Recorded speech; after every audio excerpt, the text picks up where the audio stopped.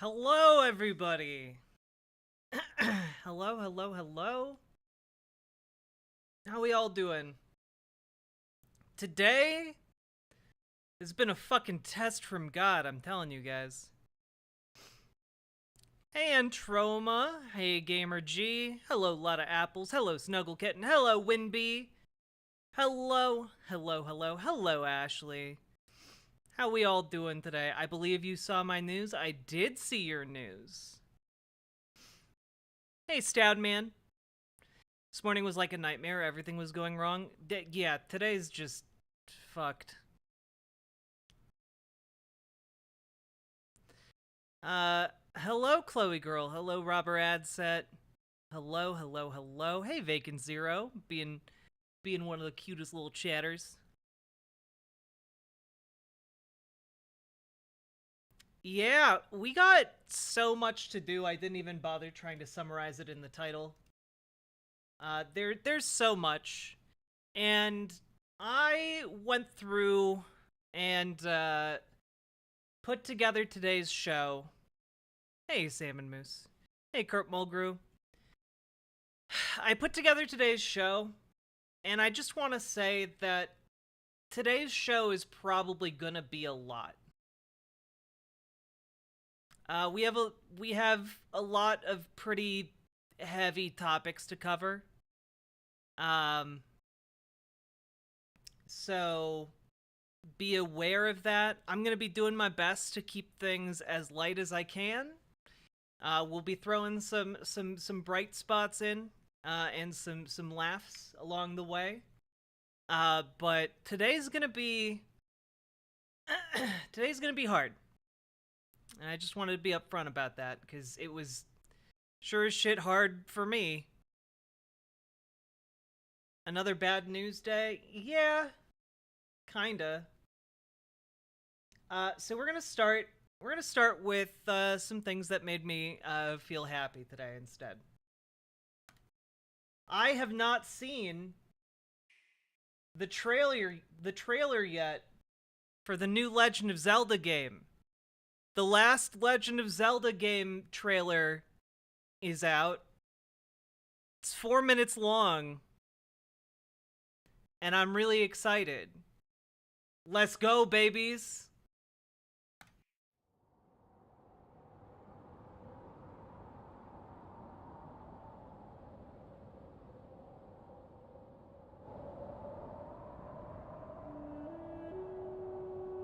Oh, flying islands.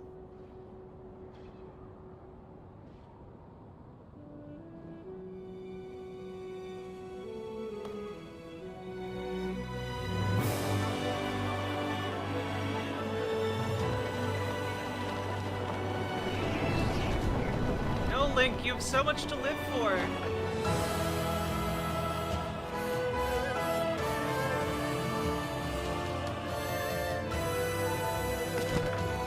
Oh, okay, he's fine.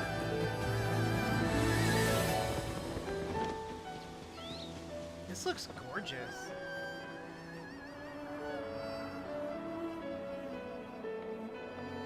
It's wild that they're putting this out on Switch, and it looks this good.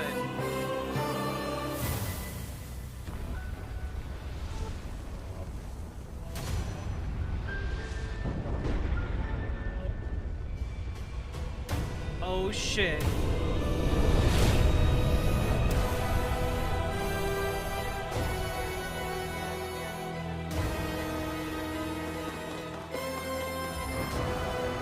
Ooh, skyships. Laser grid.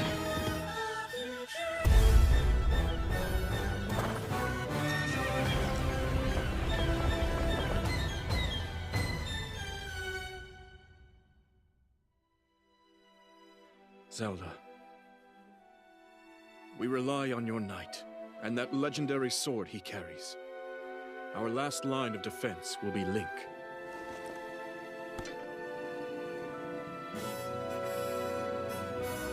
Link. It's so weird that they talk now. Oh, this looks cool as hell.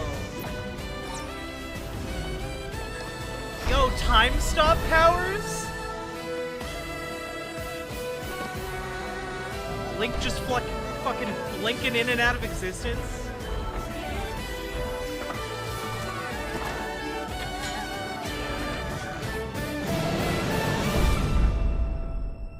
I know why I am here. It's something only I can do.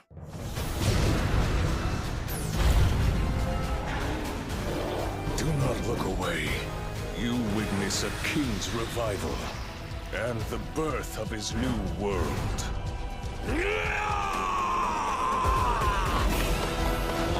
Okay, let's go! Ganondorf is like one of the coolest characters. But you are not alone. Link. You are our final hope. We getting the squad back together. I guess I need to play Breath of the... Chat, would you watch me play Breath of the Wild? Would you watch me do that so I can play this Link. game? You must find me. Yeah? Oh damn, it comes out next month? Okay. That's cool. Okay, but also, I thought it was gonna have a lot more Ganondorf in the trailer. I say this because a lot of people wanted to fuck Ganondorf on social media today. Like, a lot of them. Yeah, this official artwork of Ganondorf from Tears of the Kingdom. And people just want to get dicked down by this guy. Like, I won't say, even Zelda Universe is horny for this guy. Pluto fucking TV, what the fuck? Pluto TV is horny posting on main. What the hell? Oh my god.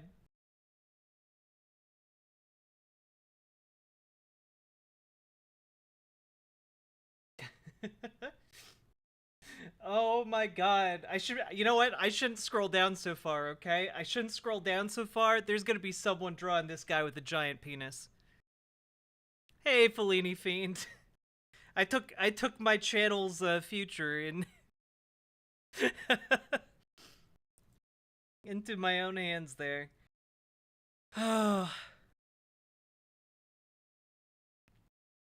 This is why we need to get off of Twitch. Well, we're off of Twitch right now. Don't tell anyone. It's our secret. But just like, I get it. I get it. He's got Big Daddy Dom energy. I get it. We can do whatever we want. I can free scroll Twitter. I don't think so. Wait, GamerG, I thought they rescinded the 18+ art ban.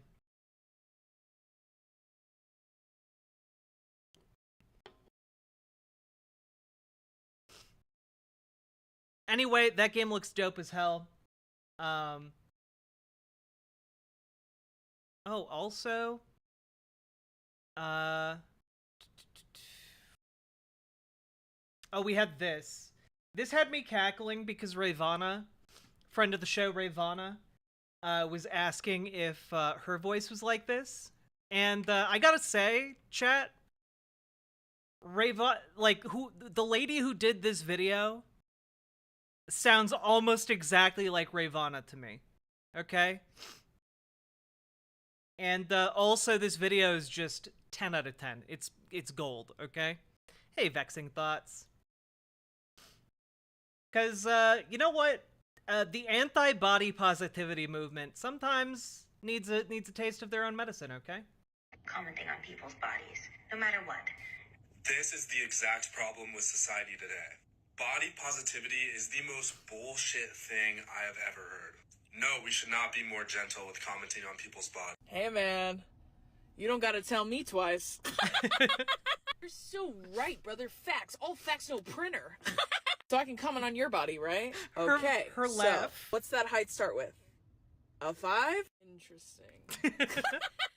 Listen, that's my job as a person in society. I get to comment on your body. You said it. You said we shouldn't be more gentle. So here it is. If you're eye level with my nipples, you're not allowed to even raise your voice to me, let alone voice an opinion. If when you take a group picture, people go, short people in front and look at you, again, lower your voice. But you know what? I'm so happy to hear you're open to criticism about your body too. And the necklace you're wearing, that's either the world's biggest dog tag or you have the shoulders of a small Victorian boy. Why does it look like there's an AirPod case hanging from your neck, bitch? I do think though that your height and frame are the least of your worries. Oh, no. Like if you're gonna criticize this man's body, this dude has shoulder, like the shoulders of an isosceles triangle, okay? Just whoomp. Alright? Like, yo, bro, you gonna be talking about body positivity looking like that? I don't think so. My brother in Christ, you need the body positivity. Own voice and opinion. If when you take a group picture, people go, short people in front and look at you, again, lower your voice. But you know what? I'm so happy to hear you're open to criticism about your body too. And the necklace you're wearing, that's either the world's biggest dog tag or you have the shoulders of a small Victorian boy. Why does it look like there's an AirPod case hanging from your neck, bitch? I do think though that your height and frame are the least of your worries because this entire video sounded like you were a hostage. Is this your first time reading? Like ever? I also love how when Ariana Grande made this video, she wasn't talking about people calling her fat. In fact, it was quite the opposite. But you decided to bring up fat people and fat people only. Why is that? Fat people don't even have to be in the conversation, but they can always count on a bitch like you to attack them for no fucking reason. But again, since we're on the help train, I'm gonna help you too as a member of society. I'm just gonna take a shot in the dark and say you went to your fraternity formal alone, right? Maybe in a group with the boys. The reason why that happened is not because of your height or your small shoulders. In short, you're insufferable. It's a chore to spend time with you. That's why you don't have a bitch. But again, this is me trying to help you and not be gentle as it's up to us. You're welcome. Bye. God, we need to respond. You know what? Anytime one of these red-pilled guys or black-pilled guys like decides to like start talking about how deeply they care about like overweight people's like health, honestly, it's time to drop the body positivity movement, okay? They don't want to play by those rules. They don't have to play by those rules. But also we don't have to play by those rules. I know she's dunking on him, but we love our short kings. Oh yeah, like look. There's nothing wrong with being short, and short guys can get it. Okay? Short kings get it. If you got personality, if you are willing to hold a conversation and treat a woman like a human being, or another man like a human being, that already puts your game up on just a completely different level from guys who spend all day at the gym thinking that if they don't, no one will ever love them. Okay? It's true. Yeah, short king does not equal short people who are assholes and try to make others feel like shit. Exactly.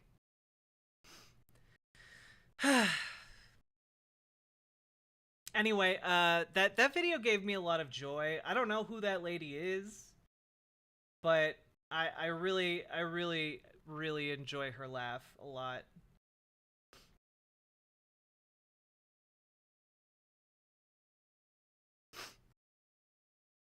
College friend looked like Gabe Newell with a beard, but he was super nice and hilarious. He had no trouble getting dates. Yeah, that's the thing. Look, if you don't have, like, the best body, that's okay. No one has the best body, because the best body doesn't exist. All you gotta do is go out there, be charming, don't be a total fucking weirdo, and, like, be interested in other people. Fuzzy Simba, thank you for subscribing on Twitch. Also, chat, everybody congratulate Entrama. He did a good job today. Okay, he's been doing a good job for a while now, but Entrama, you doing great things. Okay, remember little old us when you're back at the top. Okay, by back at the top I mean at the top. I don't think you started at the top and then had a massive fall from grace and now you're climbing your way back like Count of Monte Cristo style. But you're doing good.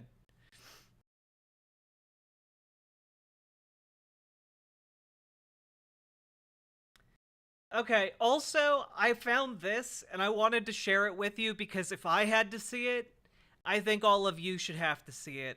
And I do apologize for inflicting it on you, but it is relatively short. And also, again, apologies, okay? I'm so sorry. I'm so sorry.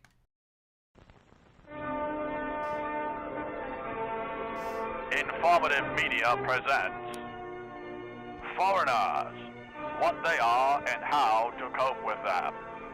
A lot is said about the creature known as the Foreigner, but nobody really understands what it is. Before we get too deep into this, this is one of Matt Walsh's earliest media appearances. And by appearances, I mean it's his voice. So you can kind of guess where you might think this goes. It goes. These creatures are. For example, few people know that, of all the individuals in the world, most of them are foreigners. There are, in fact, more foreigners than regular people. One must be aware and be alert. Many foreigners have become quite adept at blending in with normal population. Some foreigners, just like you, wear trousers. Some even go to ice cream socials.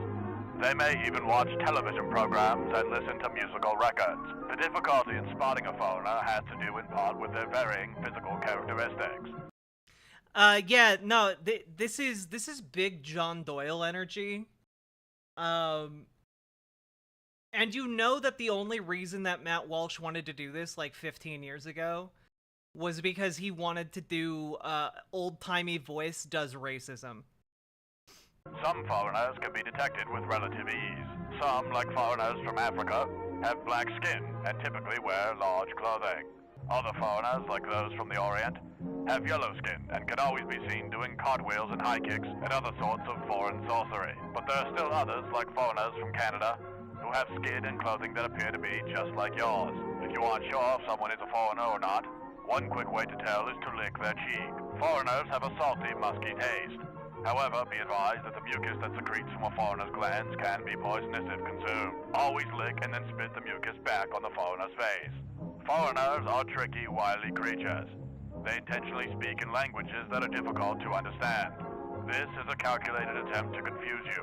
Many foreigners will deliberately subvert. You know, at the time, this might have passed for comedy, but in retrospect, this just feels like how Matt Walsh actually feels about foreign people. This just feels like he's doing modern day like mythologizing about foreigners the same way the Nazis did about the Jews. Like a Jewish person will live in your rafters and suck the blood of your newborn infants. Like it just feels like he's taking the opportunity to do that, okay? Common codes of ethics and manners. For example, they will attend crowded public gatherings smelling of undercooked dog meat. Some will even wear sneakers and Speedos in the pool. This sort of quackery may entice a regular American Joe like yourself to do harm to the foreigner. Remember, though, in most states, physically reprimanding a foreigner for their errant behavior is illegal and punishable by a fine of up to $65. The foreigner epidemic is made more severe by the foreigner's propensity to reproduce. This is because most foreigners come from countries where it is illegal to not have a kid and a beard by the age of 9. Do not be afraid of the foreigner, but do keep in Damn, Matt Walsh doing Great Replacement Theory before Great Replacement Theory was even a thing. Mind that your hatred of the foreigner is well placed. We must be careful not to befriend these odd-looking organisms, but we must learn to use the foreigner in a way that is beneficial to society. This is delicious.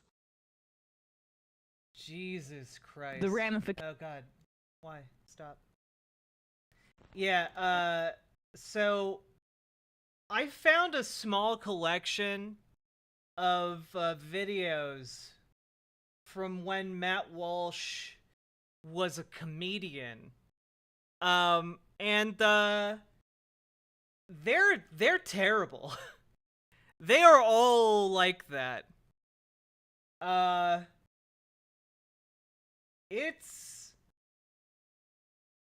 It's about what you'd expect. It's really not. I don't know. I just figured I would look at it for some godforsaken reason, and it's exactly what you'd expect.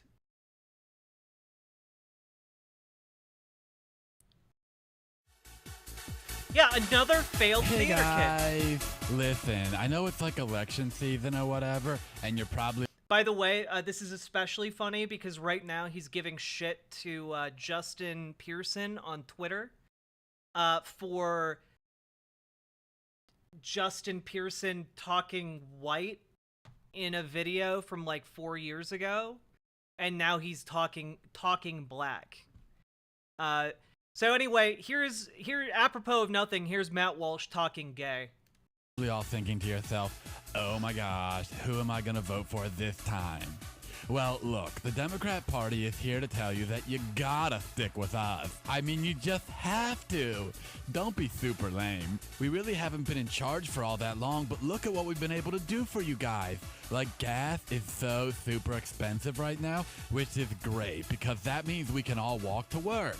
And then we can walk to Starbucks to get our venti chai lattes. Then we can walk to Pilates class. And by the time we're done doing all that walking, we'll all be super toned and super fit and super ready to look real super with our shirts off. Plus, unemployment is so high right now, and our Democrat president is spending record amounts of tax dollars on a bunch of stuff. And all that means is that we have more time to sit around eating yogurt and talking about how ridiculous Whoopi was on The View today.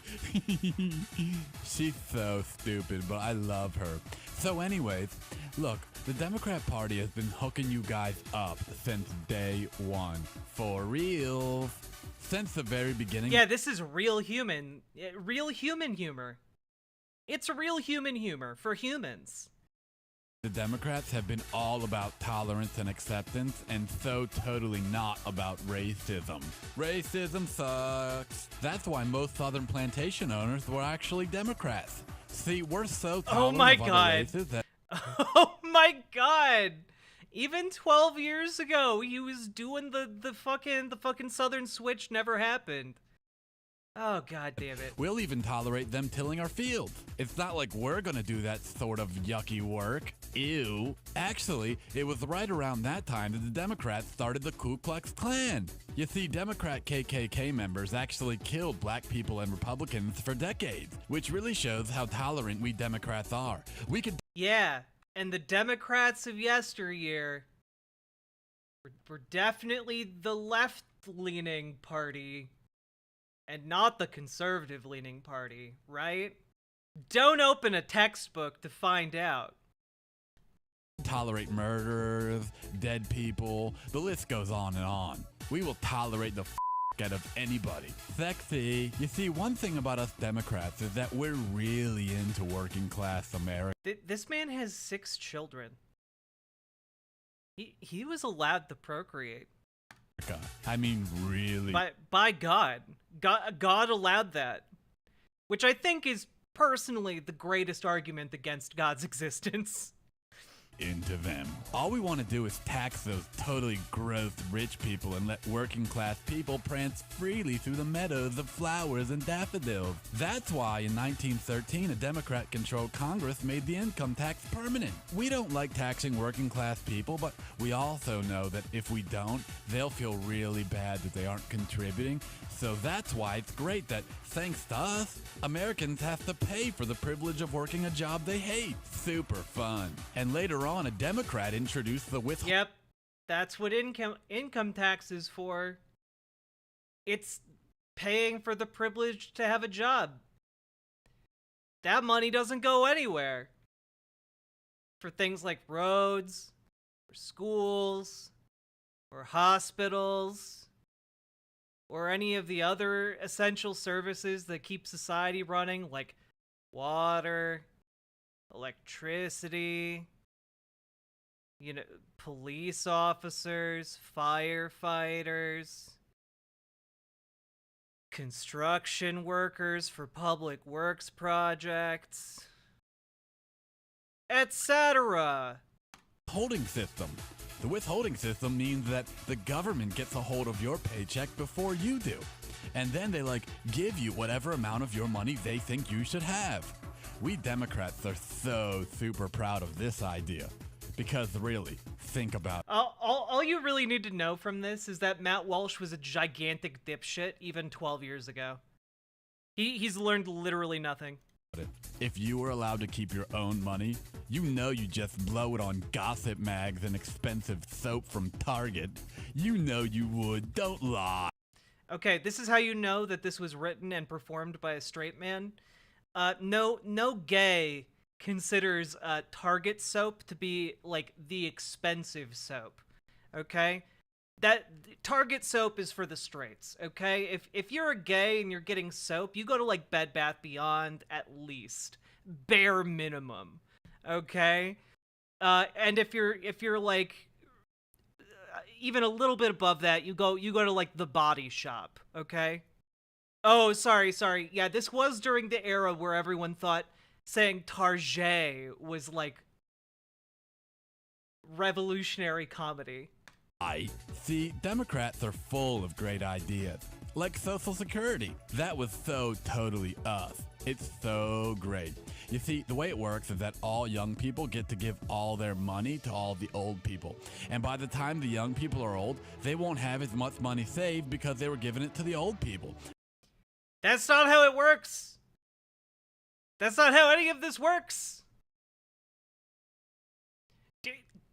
Is Matt Walsh not aware that there are generations that come after young people? That time is linear? And that young people turn into old people who have made young people who then pay into the system? Oh, fuck, man. Fuck, I can tell I'm fucking angry today. I can tell it's coming through. It's coming through on this. But there won't be as many young people to pay for the new old ones because the country is broke from all the social programs we started. It sounds complicated, I know, but trust us. What other option is there? What, just let people save their own money and take care of themselves? How rude. One thing, says Matt Walsh, someone who would go on to become the pet of a billionaire, about us Democrats is that we really hate war. Ew. Harry Truman, he was a Democrat. He hated war so much that he killed 200,000 innocent Japanese with a nuclear bomb. Bye-bye. One other thing about us Democrats is that we love minorities. We love them. OMG, they are so cute. See, we love minorities so much, but we also know that it's hard to be one, which is why we give millions of dollars to Planned Parenthood so they can set up thousands of abortion clinics in poor black neighborhoods, and that way millions of minority children every year escape the burden of living. That's one thing about us Democrats. Anything Holy that involves shit. stopping life, we are totally into. Abortion, birth control, euthanasia, eugenics, the KKK. Love it, love it, love it, love it. I'm okay with you know what? I'm normally against the death penalty, but I think for comedy this bad, there's only one suitable punishment. We're also really into choosing. We think you should have the right to choose. Unless, of course, you want to choose to say a prayer in school. In which case, stop it. Ew. What's with all this religion anyway? Okay, so whatever. Religion fundamentally formed the civilized world and is the most powerful force on the planet, but whatever. We Democrats are so over it. Anyways, look. Obviously, the Democrat Party is the way to go. Look at Obama. He said he'd get us out of... Yeah, you know what? Religion is one of the most powerful forces on Earth. Matt Walsh is correct. That's why we need to go back to the old ways. We need to weigh his heart against a feather to see if he makes it to the afterlife, okay? Afghanistan, and he didn't, but whatever, because he did invent a pen machine. Okay, so unemployment is high, and so are gas prices, and Gitmo is still open, and the Patriot Act is still in effect, and we still have an interventionist foreign policy, and the deficit is like 8 bajillion billion below zero, and nothing about the world is at all even slightly better since he took office. But you know what? Whatever, I'm done even talking to you if you're gonna be such a jerk. Stop being a jerk and just vote for Democrats, okay? Paid for with your tax money. Holy shit. I'm just vibing to the music. Same, Gamer G.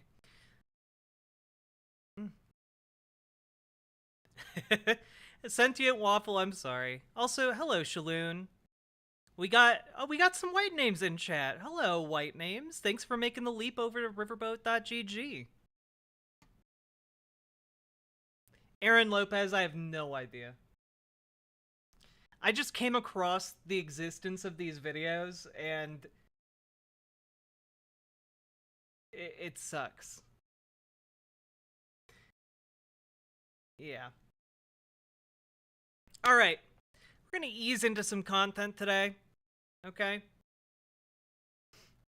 Finish me off with that Sunny V2 video. Unfortunately, I'm gonna leave you alive for a while. So, folks, if you don't know, right now, Fort Lauderdale is underwater, which I feel like isn't really in the news right now. KBS, thank you for gifting Shaloon a tier 1 sub. But, like, it got 2 feet of rain. It got 2 feet of rain. Salmon Moose, thank you for the 5 gifted subs. My goodness. Yeah, it got 2 feet of rain. 24 inches of rain. Okay. Here's a little bit of drone footage from downtown Fort Lauderdale, okay? Captured yesterday. Look at this. Too deep to drive in. Just abandoned cars all down the main street.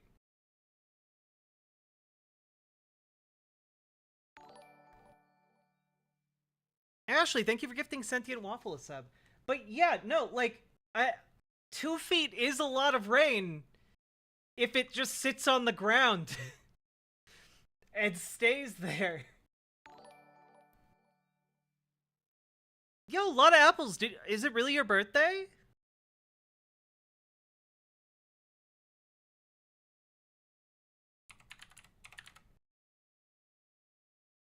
Looks like we got some wine time in chat.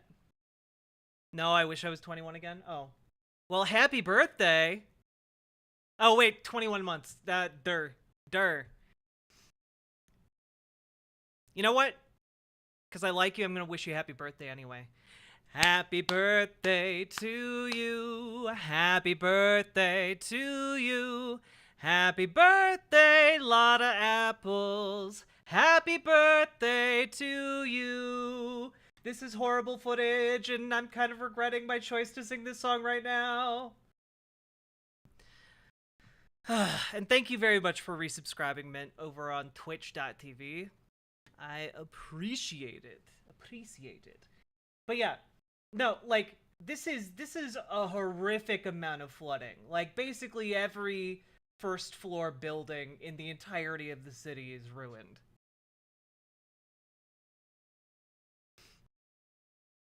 Look at that. Look at that. Yeah, America's... Honestly, the entirety of Florida is our new Venice, okay? We're gonna have so many canals up in that little penis of America. So many canals. But not only that, Ron DeSantis has actually been he's been in Ohio.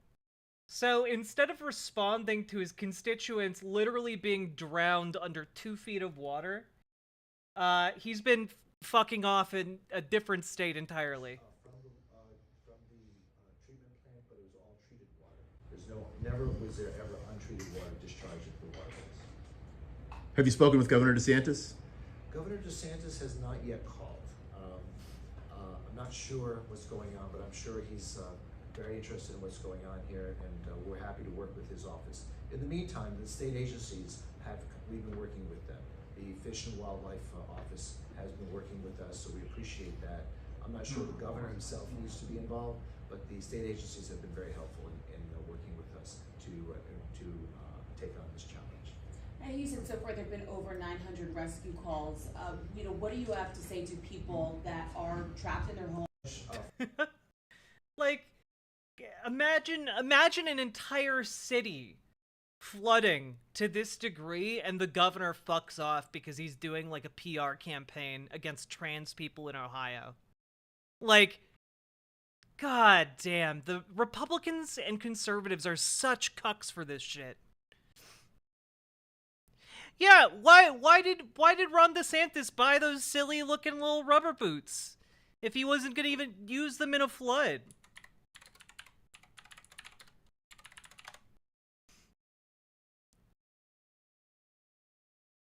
If none of you know what I'm talking about, these bad boys. Look at these unspoilt white bad boys, okay? That's style, motherfuckers. That's unrepentant riz on this man. Okay? Where is he in his cute little boots? They ain't stopping 2 feet of water. Wait, I'm trans in Ohio. He's here? Yup. He is. That's negative riz, yeah. Who buys white galoshes? I have no idea. I have no idea, dudes. Anyway, that feels like just a story to mention briefly, okay? Here's the next story we're going to talk about. And boy, none of you better spoil this in chat. Okay? No spoilerinos. Okay? So as many of you may or may not know, we talked about this briefly last week. The founder of Cash App, I believe, was stabbed to death in San Francisco. And a lot of people had things to say about it. A lot of people had things to say and judgments to pass. Let's hear a few of them talk about this horrific tragedy. I didn't know Bob Lee, but I know many people who knew him, and I was getting texts. And obviously, we feel really bad for him, his whole family, his kids, as a father, his coworkers, friends. We don't know exactly what happened yet, but I think we suspect, and I would bet dollars to dimes, that this story is very similar to a case we had in LA recently, the Brianna Kupfer case, where a young woman was basically stabbed for no reason by a psychotic homeless person who had been through the revolving door of the jail and criminal justice system, who could have been locked up, who was arrested multiple times, but was not kept locked up because of this push for... So based on no evidence whatsoever, this case is the same as that case. Okay, I'm following you, my guy. Let's go. Let's keep going. Decarceration. And you can argue that maybe it'd be better for that person to be in mandatory treatment or in maybe a mental asylum. But this idea of just releasing these people onto the street, I just think is an outrageous abdication of responsibility by our elected officials. Okay, so to sum up so far, this murder case is the same as a different murder case based on no evidence whatsoever. And not only that, but you can then make the additional leap that it is directly attributable towards de-incarceral policies. Okay, I'm following you. You got a whole lot of nothing so far, but a whole lot of assumptions. Let's keep going, bud. Who run the criminal justice system, who pass our laws. And the thing I just wish is that I could lock for 24 hours the people like our supervisors or our governor or the people who basically make these laws or the people who are pushing for decarceration of these violent offenders by these nonprofits. I wish I could lock them up in a room for 24 hours, with the people that they think are safe to release on our streets. Let's see if they really would take that test. Because it seems to me that these elected leaders and these nonprofits who are pushing for these outcomes, they are setting loose on us a predatory, criminal, or psychotic element that jeopardizes our safety and makes these cities unlivable. Okay, so let me get this straight. You want to put the officials and the people who decide who to release on cashless bail onto the streets in a cell with the people that they would otherwise release. Because you think that the standard of the person being released is not a threat to themselves or others isn't one that is considered when they release people suspected of crimes. Okay, I'm following you. So far, you got a whole lot of assumptions, no evidence whatsoever, and your proposed solution is a hypothetical in which people whose job it is and who advocate for suspects who are deemed safe for themselves and the communities would be locked up with those advocates and officials. Okay. Okay. And we should not tolerate that. And quite frankly, the responsibility goes beyond those elected leaders. It goes to all the voters as well, because we keep putting up with this. And where was our governor when this happened? He was in Florida doing some sing-along at some high school where he was trolling Ron DeSantis because DeSantis had taken on DEI at that school. Okay, so Gavin Newsom should be held responsible for this as well, because he was in a different state when a random murder occurred somewhere in his state. Okay. Yeah, sure. Okay. So that's where Newsom was, and he's extremely popular in California. Fighting culture wars instead of saving Fighting people. culture wars in a distant state. Big Badal. I don't know what YBE drama is, so... Instead of basically fixing the criminal justice system in California, it's even worse than that because he's actually shut down 2 prisons and released lots of people. So where is the push for criminal justice reform in California and protecting the citizenry? Until the voters in San Francisco and California start demanding this, there's never going to be a change. And at the same time, start listening to Gary Tan. You know, Yeah. just vote for whoever the Gary Tan tells you to vote for. Okay. I think it's probably a good. I can't disagree. I didn't know. But by the way, if you don't know who Gary Tan is, apparently he's the managing partner and co-founder of Initialized Capital. And in case you were wondering who all these people were, they're all venture capitalists. They're the ghouls who live in San Francisco and make it unlivable for everybody else. Okay? But, you know, let's keep going. I'm sure there are a lot of other people who have very reasonable takes on this case. All right? I'm sure... Just can't overstate... I'm sure Tucker Carlson has a really good and nuanced take on this. So you just can't overstate how great San Francisco is fundamentally. It's just beautiful. And unlike so many cities around the country, which lost their manufacturing base, San Francisco never had one. And instead, it got like $1 trillion in tech money. So you'd think it would be the greatest city in the world, but it's become one of the worst. Someone should figure out how that happened. The whole city. The Rincon neighborhood in San Francisco, one of the richest neighborhoods in the country. Google has a building there. But it's becoming a slum. On Tuesday morning, the founder of the payments program Cash App, Bob Lee, was stabbed to death apparently on the street. Police still don't know who did it. Oh, and wait, at least we know who did it? Still don't know who did it. Oh, we still don't know who did it. This kind of thing happens, not always to tech executives, of course, but it happens to normal people all the time. You may remember this video from July, shot by a... It's true. People get stabbed all the time. It's basically like a gigantic stabbing fest every time you, a normal person, go outside. Man called Richie Wynn. It shows what children in San Francisco have to walk past on their way to school. Hey, bye, kids. Y'all get home safe, okay? They gotta walk through this shit. You know, I don't know for a fact that this is where they let a bunch of kids off of a school bus, but I will point out that it was kind of weird that there was just a massive jump cut right here. Y'all get home safe, okay?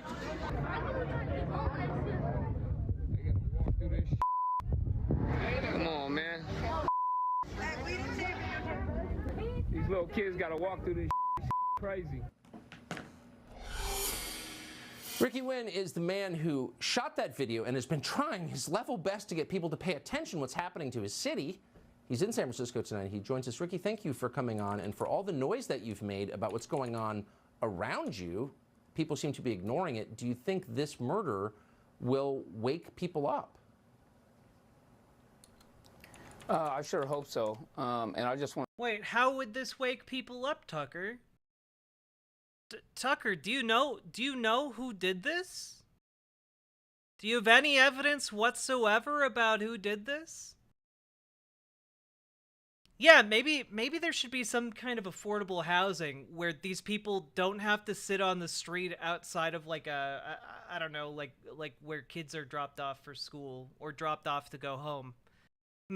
I don't know. Crazy idea though. I want to send my condolences to the victim's family. You know, it's a horrible tragedy. But I also he literally called human beings shit for the crime of being poor. want to ask the mayor, London Breed, and the governor, Gavin Newsom, how much more anarchy are you going to allow before you put your political pride to the side and take a better look at some of these laws and implementations that you put in place and retract some of them because they're just not working? Californians are tired of being subjected to your social experiments, like defunding the police, like...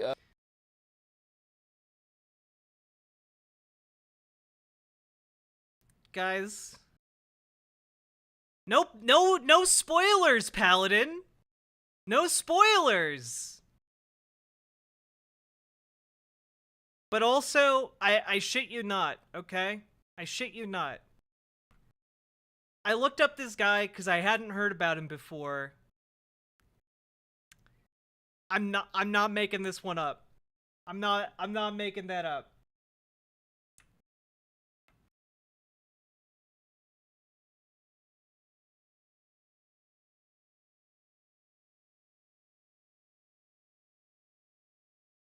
Just, man.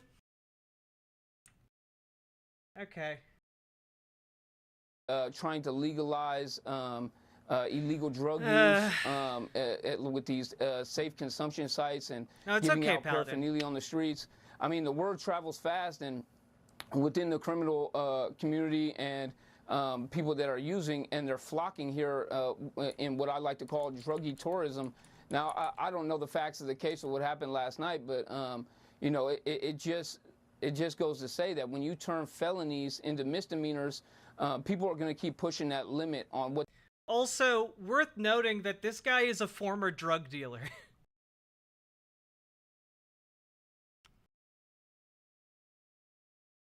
Okay.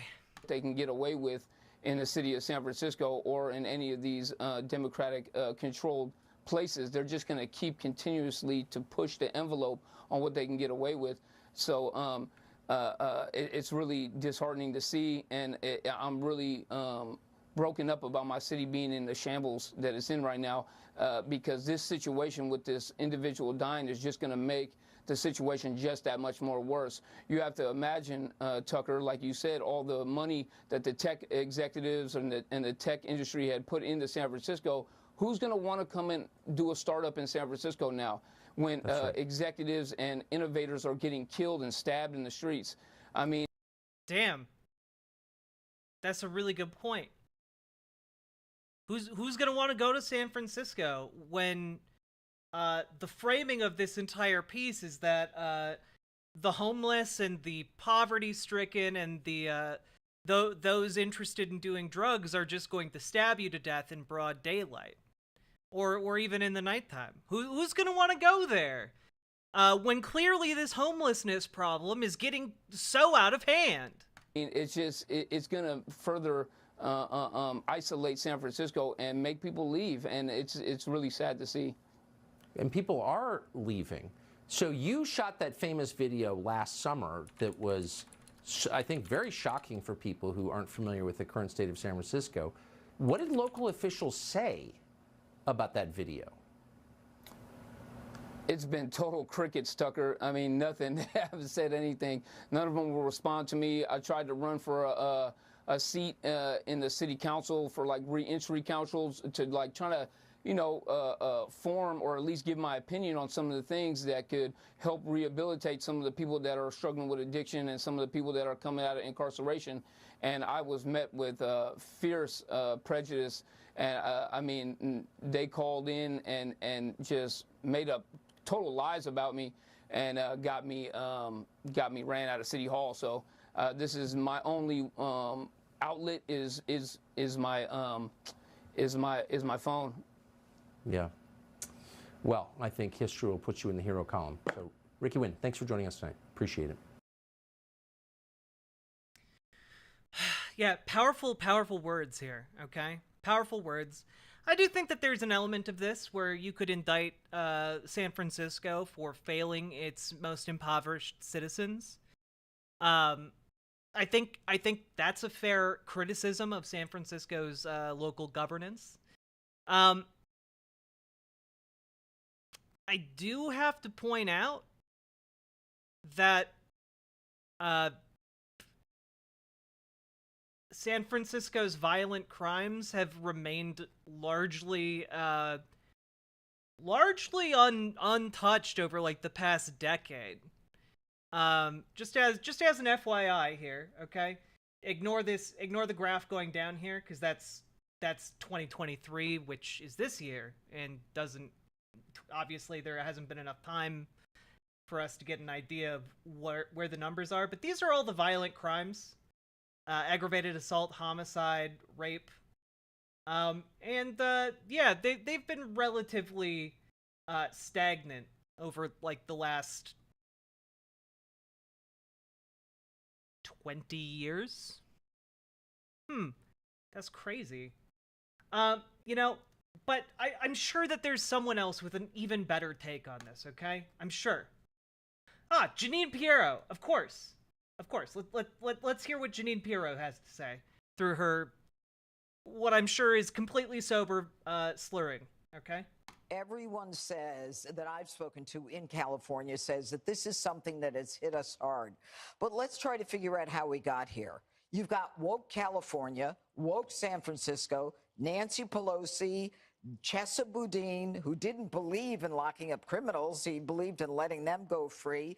And then... By the way, that's just a lie that they tell every single time a DA institutes cashless bail. Which, by the way, is not everyone we arrest just goes free. It's just, instead of demanding cash payments from people, effectively meaning that the rich for any crime, like any crime for the rich means that they instantly get out of jail. Instead, they determine whether or not someone is a threat to society, to themselves, to their communities, or to any other specific individuals. And if they are not, then they let them go. They also, of course, weigh in other factors like flight risk. But, you know, yeah, they're just letting everyone go. It's like a giant revolving wheel in there. Basically, you get on a giant carousel as they read you your rights, and then it shoots you out the door again. Mayor London Breed, who cut, I believe it's $120 million out of the police budget. And the police said, if you do so, it will take longer for us to respond to emergencies. Ergo, the 6 minutes it took to respond to Bob Lee as he lay there begging people to help him. You know, London Breed now says she wants to refund the police after she defunded them, as if any of them had a half a... But by the way, just as some much needed context for the massive cuts to the San Francisco Police Department budget. Oh wow.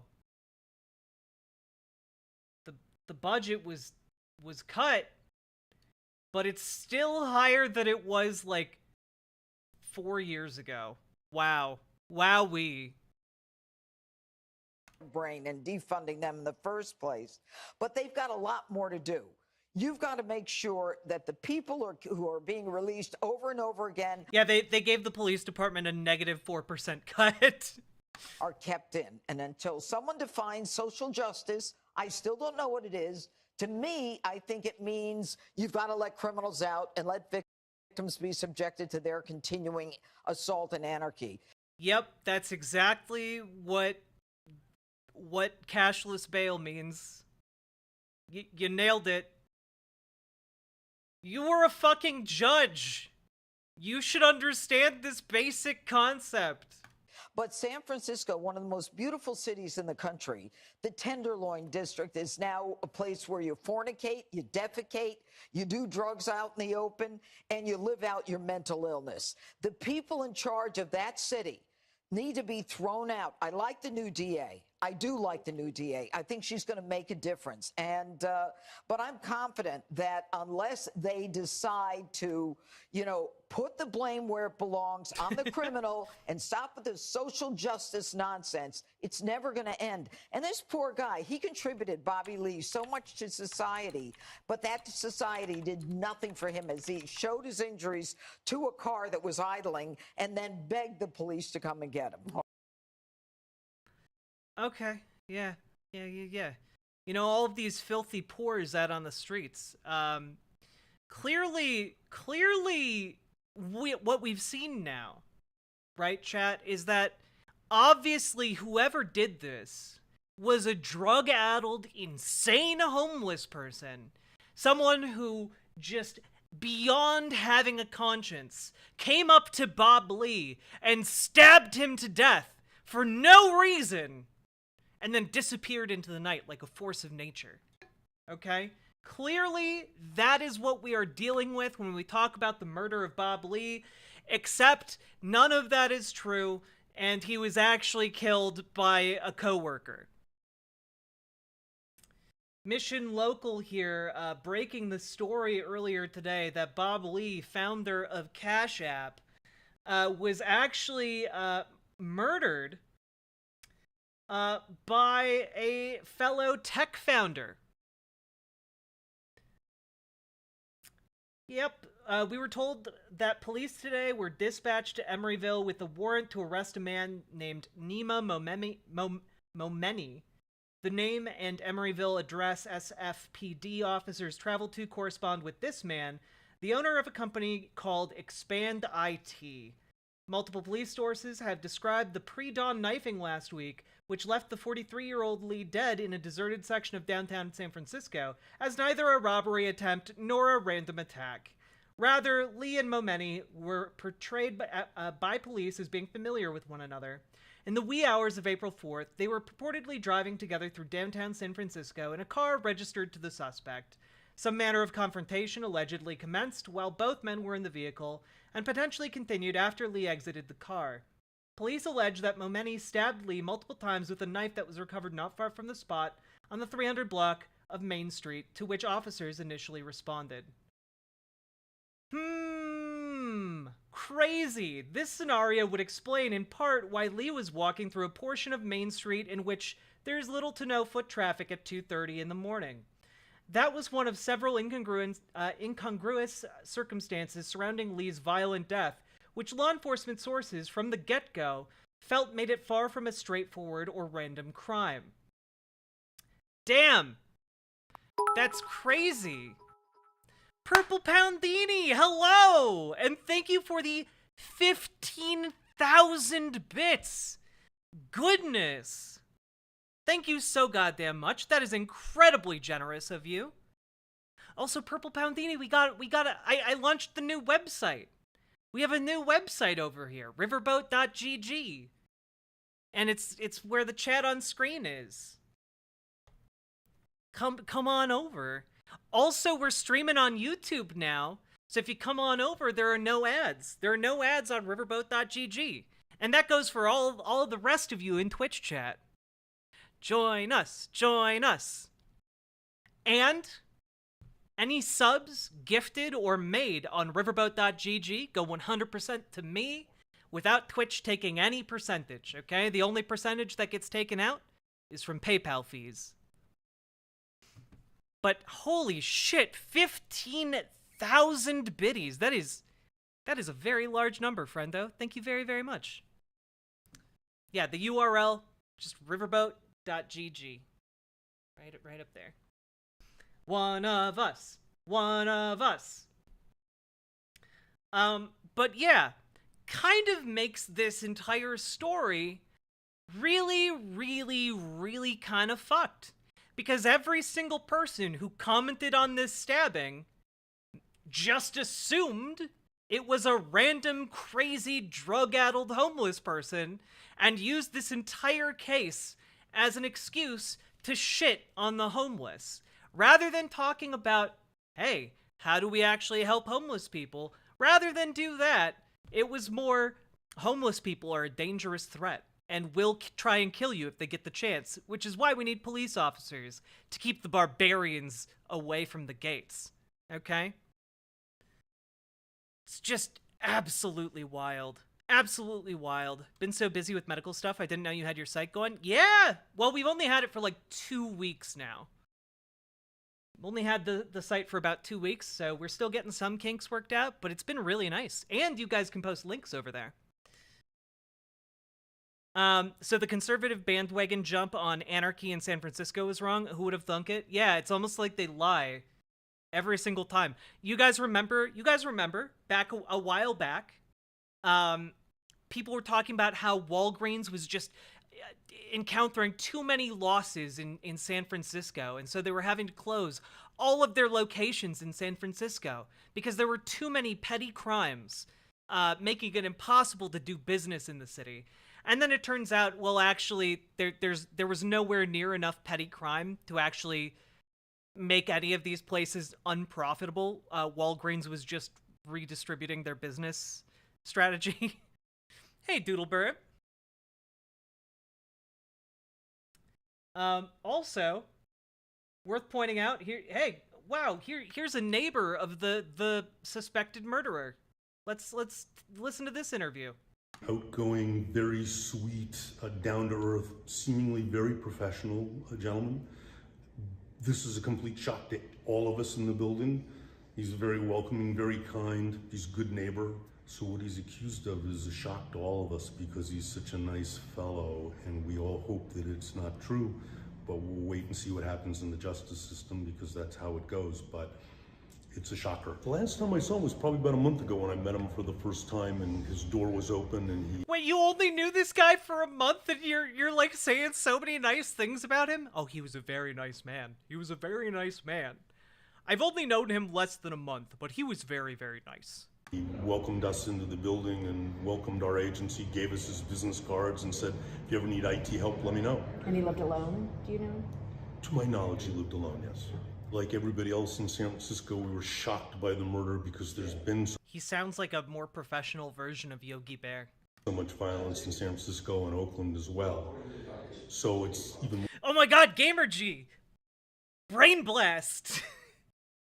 I don't know who made that comment first, if it was you or me, but like, holy shit.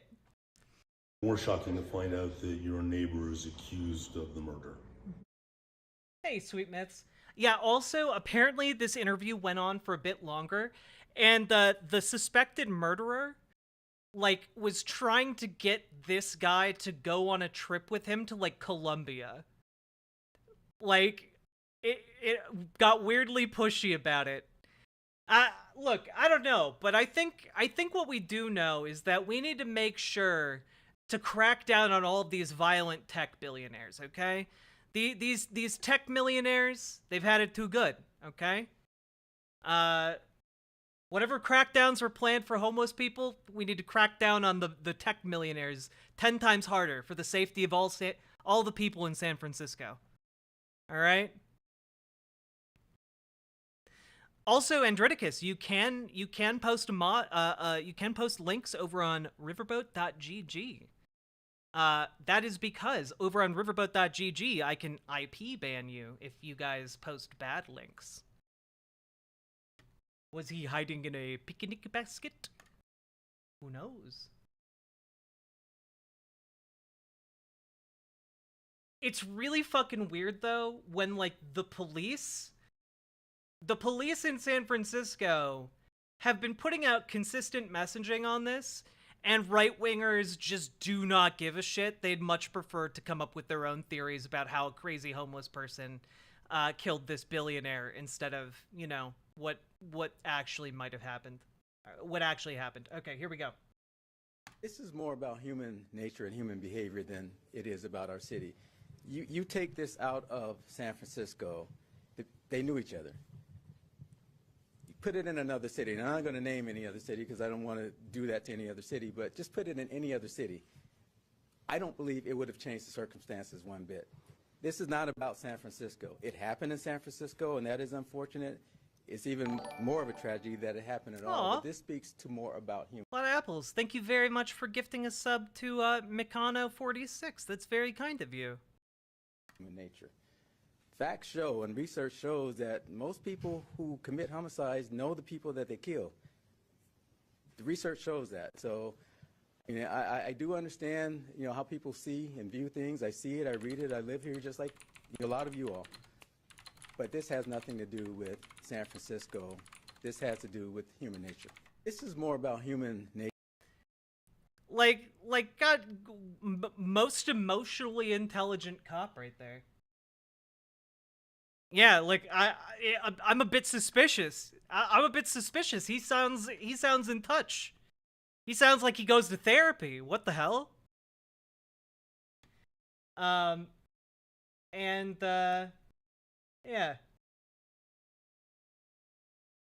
San Francisco Chronicle, you gonna fuck me like this in front of everybody? For free? Okay. Okay. End of segment. We did it. We did it. We did it.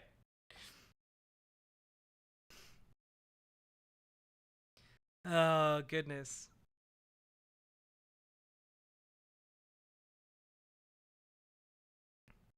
Yeah, Mikano. We bring everybody into the fold, okay?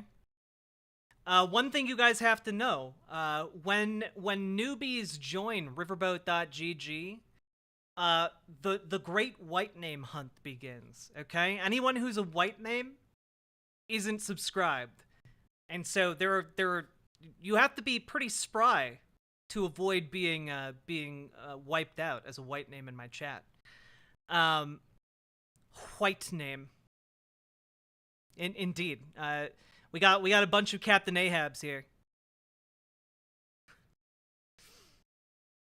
I can't say what I was gonna say.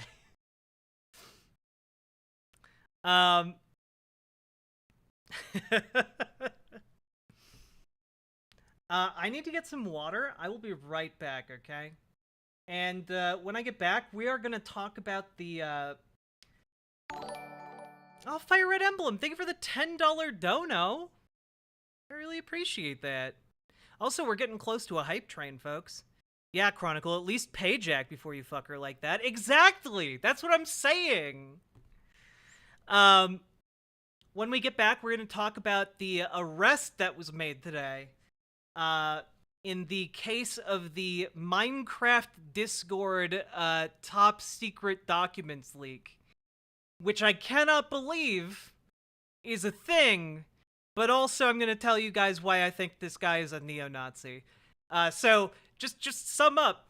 A neo-Nazi in the military stole top-secret Pentagon secrets to impress children on his private Minecraft Discord server that he was very likely grooming to be Nazis.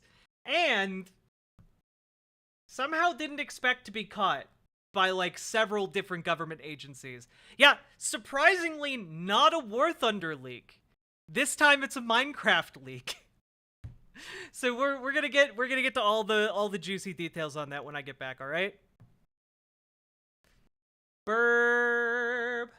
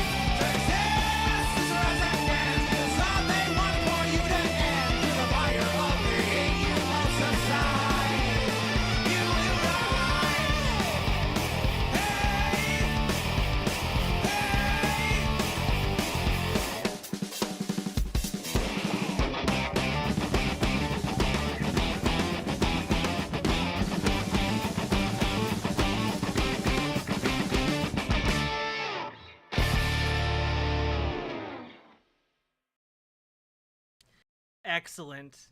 Sweet Mathis, I hope it's okay that I play this song. I like it a lot, and I feel like it positively reflects my rage. Yeah, that band definitely fucks. It's true. It's true.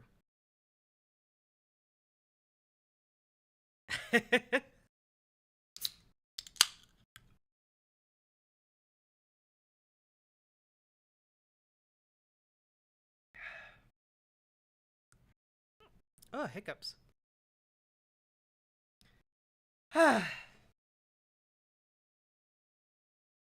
Okay. Here we go. All right.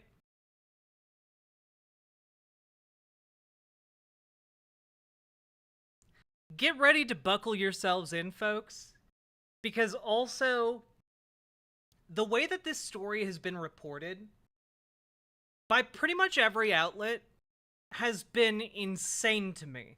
A lot of them are just kind of reporting, oh yeah, man stole top secret military documents, and like very matter of fact about it. Like the tweet thread, I wonder if I can find it. Like the tweet thread about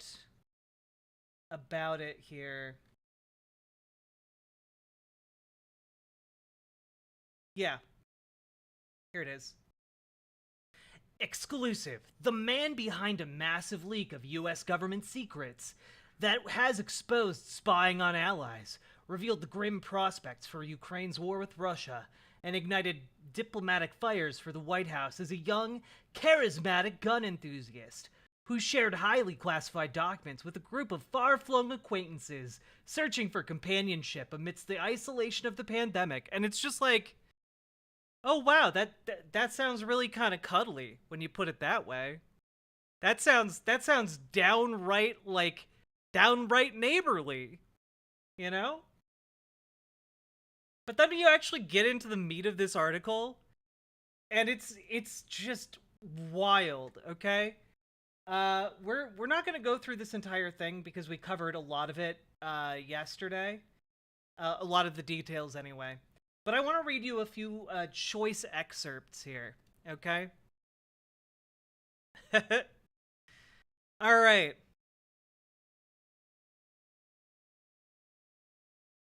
United by their mutual love of guns, military gear, and God, the group of roughly 24, mostly men and boys, formed an invitation-only clubhouse in 2020 on Discord, an online platform popular with gamers. But they paid little attention last year when the man some call OG posted a message laden with strange acronyms and jargon. So, just gonna put it out there, okay?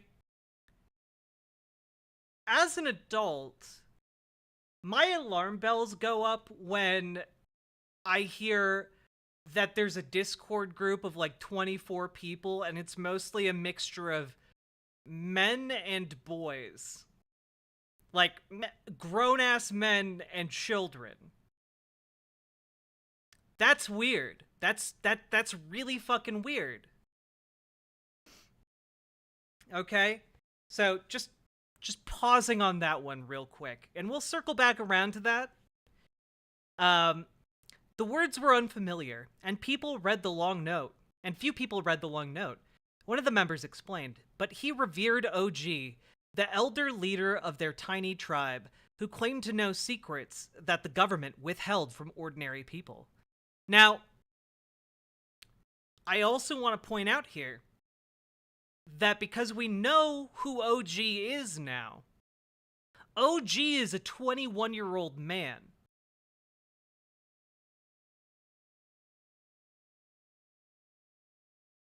And in this story, he's being called an elder leader. Meaning that this 21-year-old man was one of, if not the oldest person in this group. And he has cultivated a relationship with these younger boys, children, to the extent that they revere him. So, we got a lot of interesting details in here already, you know? a lot of interesting framing going on. So, continuing on. The young member read OG's message closely, and the hundreds more that he said followed on a regular basis for months. They were, he recalled, what appeared to be near verbatim transcripts of classified intelligence documents that OG indicated he had brought home from his job on a military base, which the member declined to identify. OG claimed that he had spent at least some of his day inside a secure facility that prohibited cell phones and other electronic devices, which could be used to document the secret information housed on government computer networks or spooling out from printers. He annotated some of the hand-typed documents, the member said, translating arcane intel speak for the uninitiated, such as explaining that no foreign meant the information in the document was so sensitive it must not be shared with foreign nationals. OG told the group he toiled for hours writing up the classified documents to share with his companions in the Discord server he controlled. So, OG is also the one who controls this Discord server. Which, again, is not clear in this reporting. And not to point fingers here, but that's largely a product of the fact that the Washington Post fired everyone on their staff that has any idea what the hell Discord is. So just as an FYI, that's probably why a lot of this story, as it revolves around Discord, is really poorly written, okay? All right. The gathering spot had been a pandemic refuge, partially for teen gamers locked in their houses and cut off from their real-world friends. The members swapped memes, offensive jokes, and idle chit-chat. So, again, another red flag here. This group, created by OG and controlled by OG, was created as a refuge for these gamers who were cut off from their real-world friends. Which, would make them uniquely vulnerable, no? Would put them in a uniquely vulnerable position to someone with less than ideal disposition. A less than ideal disposition, let's say. All right. They watched movies together, joked around and prayed, but OG also lectured them about world affairs and secretive government operations. He wanted to keep us in the loop, the member said, and seemed to think that his insider knowledge would offer the others protection from the troubled world around them. He's a smart person. He knew what he was doing when he posted these documents, of course. These weren't accidental leaks of any kind, the member said. Oh God. I would not call OG a whistleblower in the slightest. Oh God, there's a fucking they have this kid on video. I would not call OG a whistleblower in the slightest. I don't think that there was a goal nor some sort of a... Oh my God, they are actual children. There's no way this kid, who's blurred out for anonymity reasons, there's no way this kid is older than 16. accomplishment that he was looking for in sharing these documents. Of course, there's some anti-government sentiment, but that's not unlike most right-wingers in the modern day and age.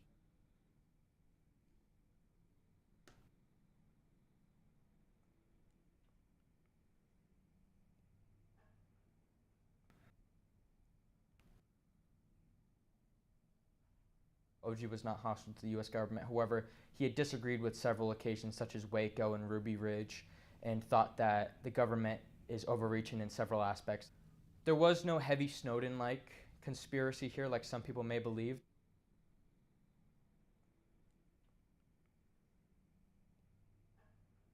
Well, and keep in mind, chat, this group was started in 2020, 3 years ago. So at some point between 17 and 14, this kid got involved. Or 13 and 16. So, like,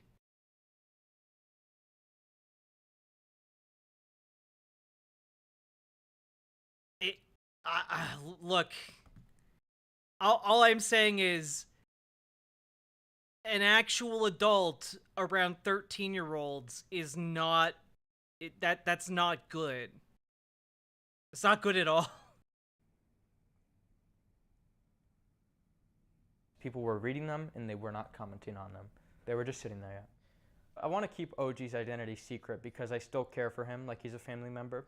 He is not a Russian operative. He is not a Ukrainian operative. I'll go as far to say he's not even on the east side of the world. By the way, this kid doesn't need to identify OG because OG has been arrested, was arrested today. Claims that he is a Russian operative or pro-Russian is categorically false. He is not interested in helping any foreign... Yeah, this does really sound like a cult or like some neo-Nazi shit. I don't know exactly what was going on here, but like, yeah. Agencies with their attack on the U.S. or other countries.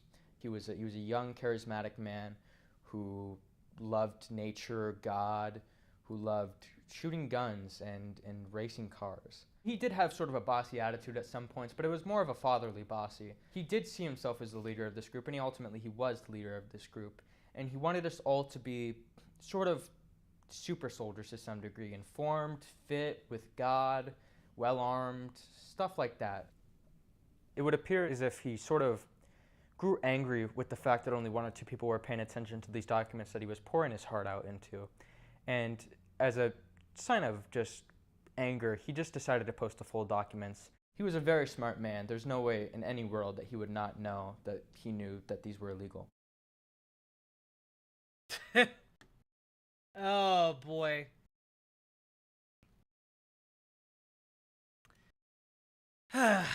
The transcribed documents OG posted traversed a range of sensitive subjects that only people who've undergone months-long background checks would be authorized to see. There were top-secret reports about the whereabouts and movements of high-ranking political leaders and tactical updates on military forces, the member said.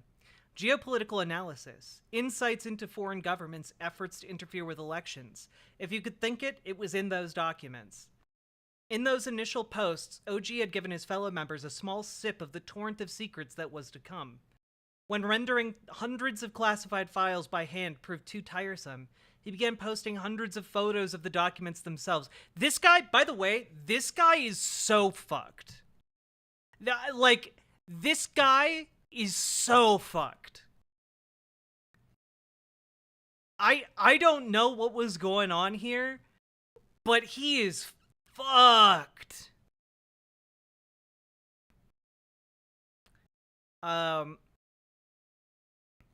Goodness. Like, he doesn't even have the fallback that, like, oh, he was doing it for, like, because it was in the public interest, you know? He was doing it to impress children on his Discord.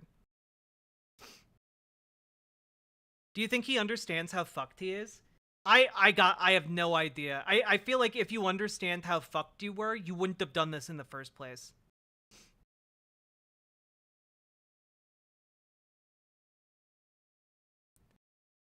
Just hundreds of pages of this shit. Yeah, mixed Vivian Wolf, I could see that. Yeah, this is anti-government Timothy McVeigh shit. Trying to get a whole bunch of little Timothys to come along with him. Guy was reading while helicopters circled his home. Oh god, we'll get to that, okay? Let's see.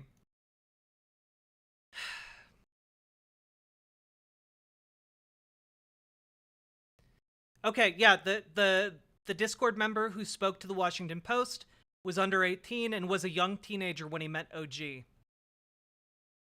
He had to the Washington Post had to obtain consent from his mother to speak with him and record his remarks on video. Oh, okay, yeah, nah, he's oh my god. Oh my god. Actual children. His account was corroborated by a second member who read many of the same classified documents shared by OG, and who spoke on condition of anonymity. Both members said they know OG's real name, as well as the state where he lives and works, but declined to share that information while the FBI is hunting for the source of the leaks. The investigation is in its early stages. By the way, by like 2 hours after this, the investigators caught him. So, like, goddamn. Brack62, thank you for subscribing. I appreciate it.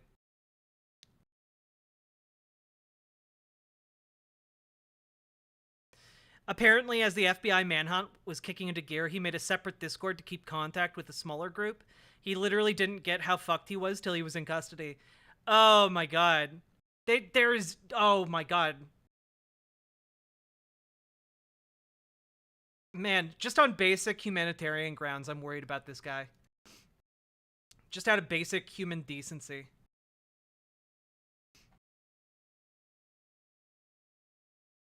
Yeah, when you get the entire fucking Pentagon searching for you, you are beyond turbo fucked. You are beyond turbo fucked.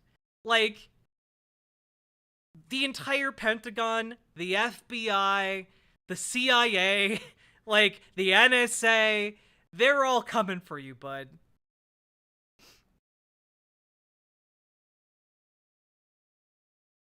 Let's see. The Post reviewed approximately 300 photos of classified documents, most of which have not been made public. Some of the text documents OG is said to have written out, an audio recording of a man and 2 group members identified as OG, the 2 group members identified as OG speaking to his companions, and chat records and photographs that show OG communicating with them on the server. A lot of apples. Thank you for gifting a sub to Kling and Saurus. I appreciate that. The young member was impressed by OG's seemingly prophetic ability to forecast major events before they became headline news. Things only someone with this kind of high clearance would know. He was, by his own account, enthralled with OG, who he said was in his early to mid-20s. And again, like, this keeps coming up, you know? Different members of this group talking about being enthralled by him, by being... talking about being, you know, he was so smart. He was like a father figure to us. And like, chat, that's why adults who hang out with children are very dangerous. Okay? Because they get addicted to the kind of power and influence they have over children. Oftentimes it can be sexual, but in other cases, it can turn to radicalization, whether to religious fundamentalism or to some kind of fascistic or death cult-oriented political ideology. You know, this is cult shit. Exactly, Mixed Vivian Wolf. These kids continually are described as being, like, entranced or enthralled by this man. He's fit, he's strong, he's armed, he's trained. Just about everything you can expect out of some sort of crazy movie, the member said.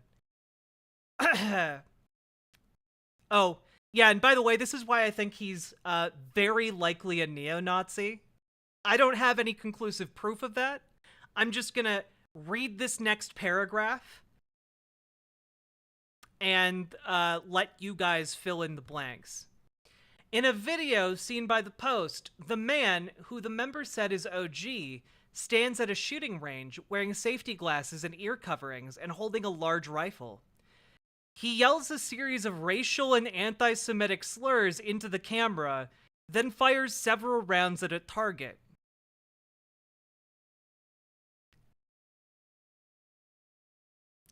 Good night, Mithril Mist.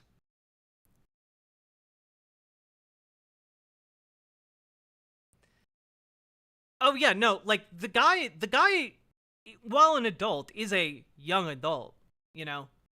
It's just like, he's a young adult Nazi. Like,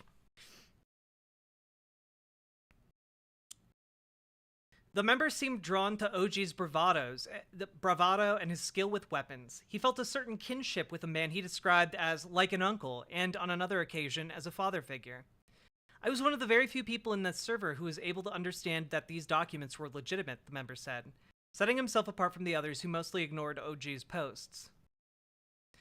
It felt like I was on top of Mount Everest, he said. I felt like I was above everyone else to some degree, and that I knew stuff they didn't.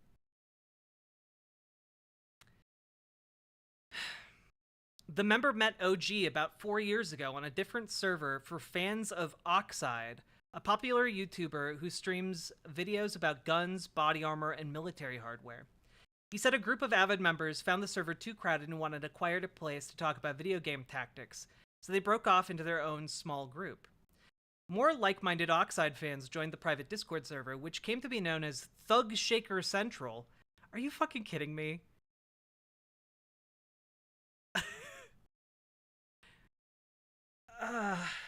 Okay. Thug Shaker Central. Okay. And whose membership OG would effectively control as the administrator. We all grew very close to each other, like a tight-knit family, the member said. We depended on each other. He said that the other members, and OG especially, counseled him during bouts of depression and helped him to steady himself emotionally. There is no lack of love for each other. OG was the undisputed leader. The member described him as strict. He enforced a pecking order and expected others to read closely the classified information he had shared. When their attention waned, he got angry. Late last year, a peeved OG fired off a message to all members of the server. He'd spent nearly an hour every day writing up these long and drawn-out posts in which he'd often add annotations and explanations for stuff that we normal citizens would not understand, the member said. His would-be pupils were more interested in YouTube videos about battle gear. He got upset, and he said on multiple occasions, if you guys aren't going to interact with them, I'm going to stop sending them. That's when OG changed tactics. Rather than spending his time copying documents by keyboard, he took photographs of the genuine articles and dropped them in the server. These were more vivid and arresting documents than the plain text renderings.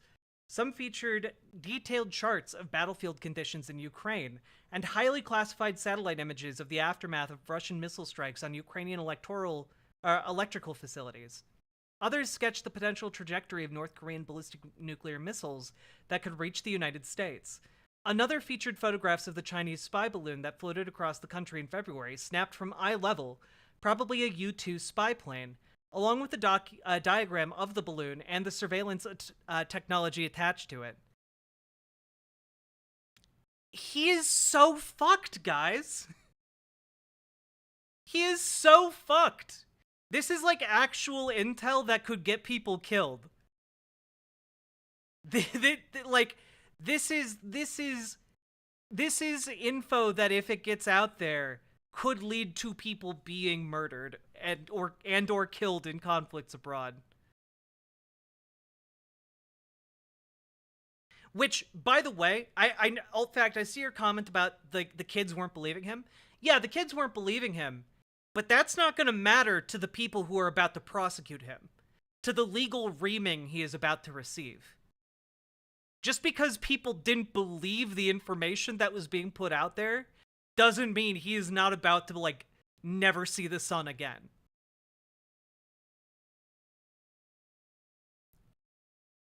OG shared several documents a week, beginning late last year. Posting pictures to the server took less time, but it also exposed OG to greater risk. In the background of some images, they could see items and furniture that they recognized from the room where OG spoke to them via video on the Discord channel, the kind of clues that could prove useful for federal investigators. Also, like, my guy, you're an adult. Get like a photo scanner, like a photocopier. They're like $100.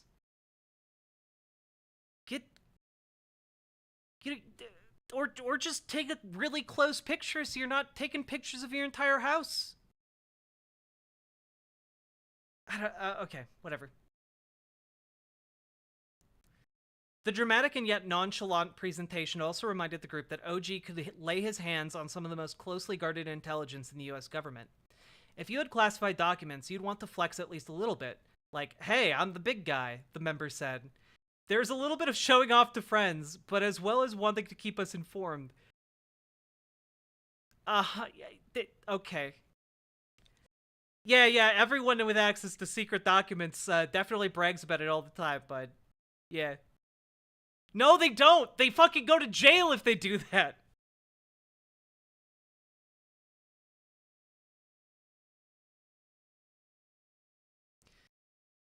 In a sense, OG had created a virtual mirror image of the secretive facility where he spent his working hours. Inside the Discord server, he was the ultimate arbiter of secrecy, and he allowed his companions to read truths that the normal citizens could not.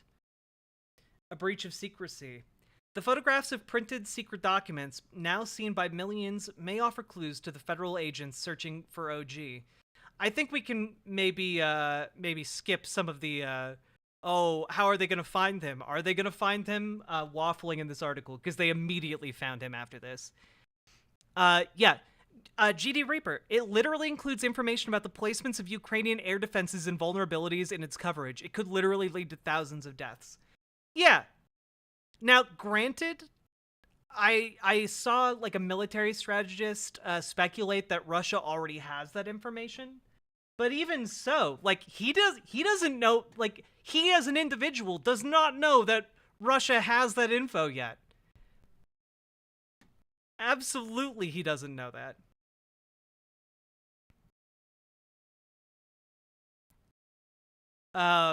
Okay. So, skipping this part, we're just gonna go right to it here, okay? The FBI has arrested classified document leaker Jack Teixeira, a 21-year-old Massachusetts U.S. Army Air Defense National Guardsman who shared the materials on Discord. And just like, dude really looks like just a gigantic 5-year-old. Like I don't know what's wrong with his head, but he looks tiny. Okay? This guy about to go to prison for like 50 years.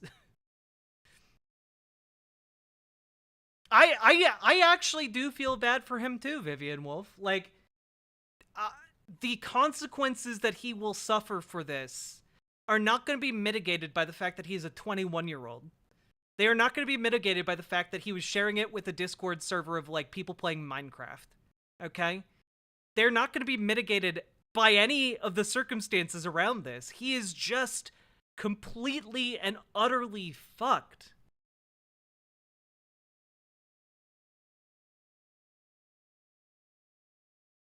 So here's video of the actual arrest. Just moments ago, law enforcement and other federal agencies have made an arrest and searched the home of 21-year-old Jack Teixeira, a member of the Air National Guard, who is suspected of leaking secret U.S. documents related to the Ukraine war. Documents first started appearing in a Discord group. Here we go.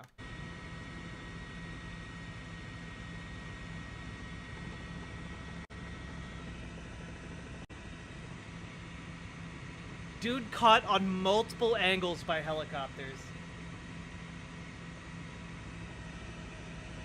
Holy shit, they have like 20 bajillion guys. They probably have fucking snipers set up. Oh my god, there were 4 helicopters? They came ready to immediately light this guy up. Holy fuck, they did not come to play.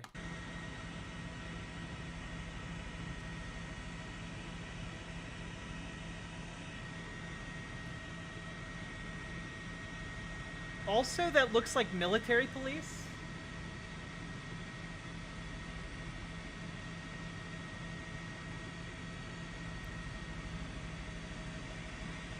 Yeah, by the way, chat, remember we covered this story yesterday, and I talked about how this guy was absolutely fucked? Before we knew who or where or what the extent of what he was doing, okay? He's fucked.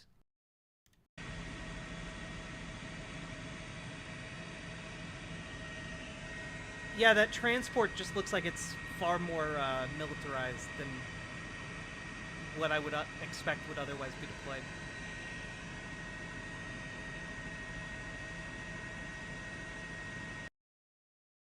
Do we know where he is now? Honestly, great question. We're going to go through some more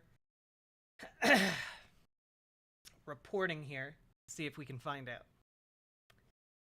The arrest came hours after people familiar with the case, who, like others interviewed, spoke on condition of anonymity to discuss a developing investigation, identified the individual as the primary focus of the investigation. Let's see. In that group, a user said Texiera handles included Jack the Dripper. God damn, that's a great username though. That's a great username. I gotta recognize Jack the Dripper. 10 out of 10. Although, gotta say, Dripper is outdated, okay? Now it's Rizzler. Gotta have the Riz. Heavily armed FBI agents led Texiera out of a family residence in Dighton, Massachusetts on Thursday afternoon.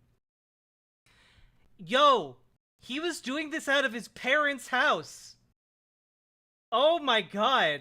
Imagine you're home with like your baby-faced son, and all of a sudden 20 helicopters, Black Hawk helicopters, come zooming in with like 20 dozen snipers surrounding your house. His parents are so fucked? I don't think so. I mean, they're probably fucked up about it. Helicopters over the house of the alleged leaker identified by the New York Times this morning. Holy fuck. Dude.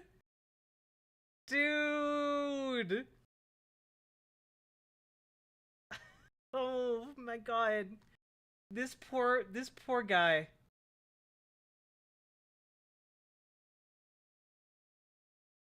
Let's see. Attorney General Merrick Garland said he was arrested without incident in the alleged unauthorized removal, retention, and transmission of classified national defense information. Texiera served in a junior position, but he had access to an internal Defense Department computer network for top-secret information called the Joint Worldwide Intelligence Communication System, according to a U.S. official familiar with the matter. That access would have allowed him the ability to read and potentially to print documents classified at the same level as many of the leaked files. So that would be, I suppose, how he got the information. Though, odd that the network wouldn't flag that much access. But whatever. Texiera told members of the Discord group Thug Shaker Central that he worked as a technology support staffer for the Massachusetts Air National Guard and at a base on Cape Cod, and this was how he was able to access classified documents.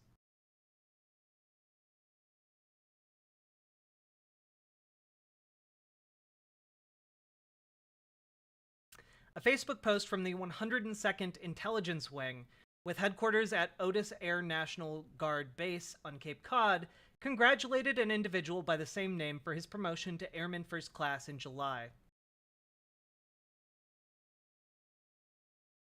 They caught this guy in like a week and a half. That's crazy.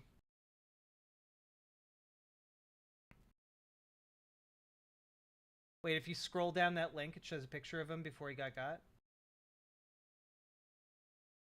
Oh, he appears to be sitting on his deck reading before surrendering. My dude. My dude.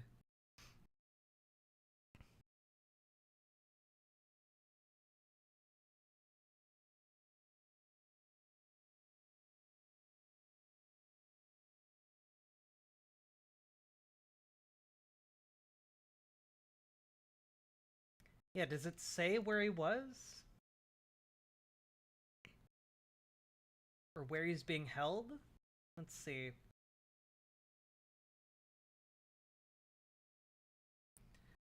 Oh, God. Yeah, when you have, like, the fucking Joint Chiefs of Staff in a huff, you're fucked, dude.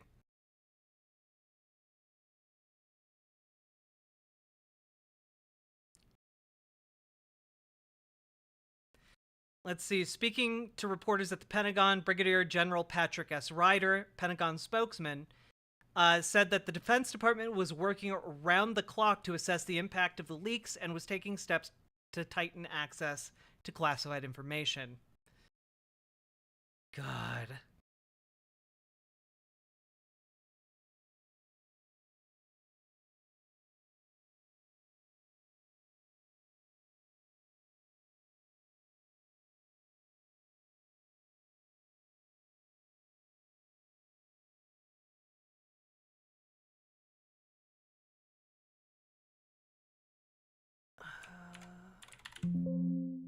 Yeah, it doesn't say where he's being held. Huh. Curious. Curious. No.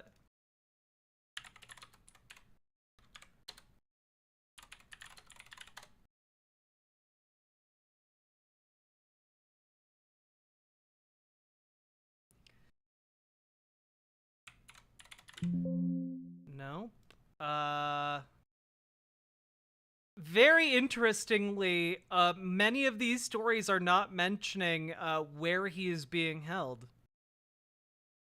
Hmm.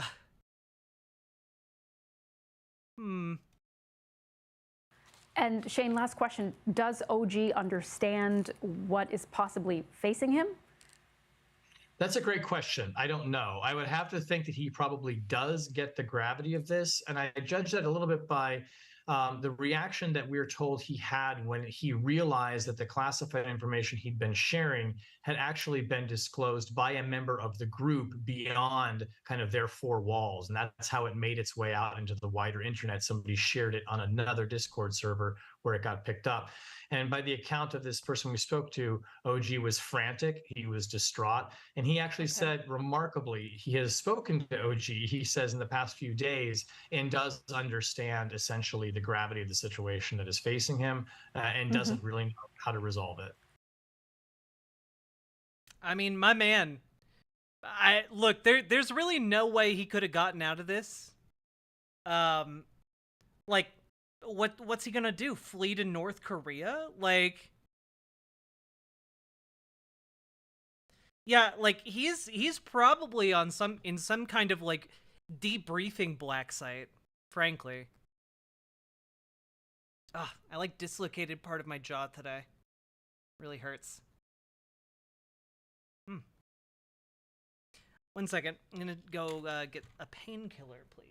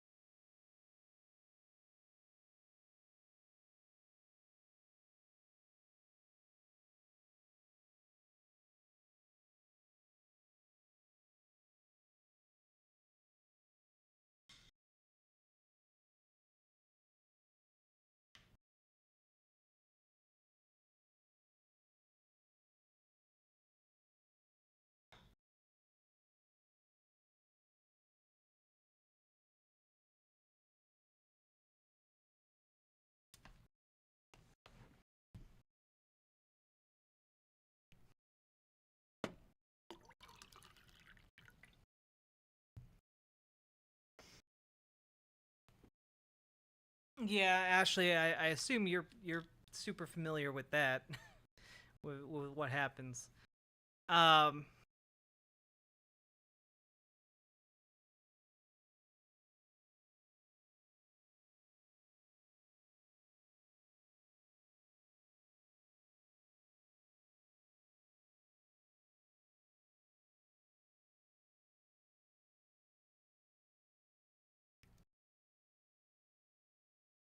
Only from the outside?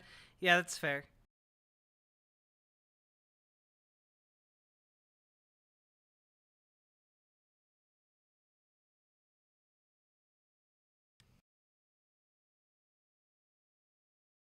He can't just vanish? Oh, he can absolutely vanish. As a member of the military, like, I'm pretty sure he's subject to a completely different legal system. You know? Like, they basically did whatever they wanted to Chelsea Manning for years.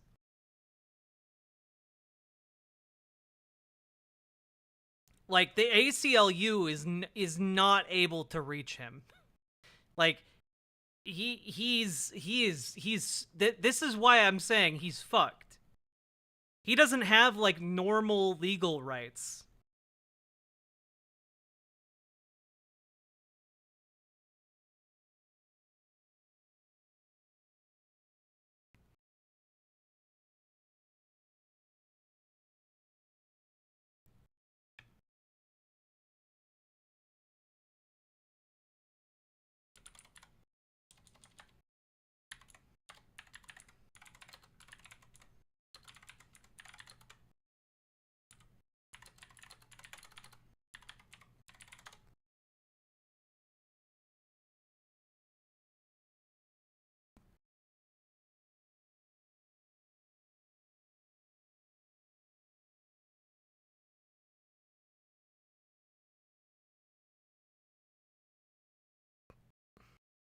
He's still going to get a lawyer. It's just going to be a military lawyer. All right, he will have the option to hire a civilian lawyer, but like he's still going through a court-martial and not a civilian court system, which, as I understand it, is a very different beast.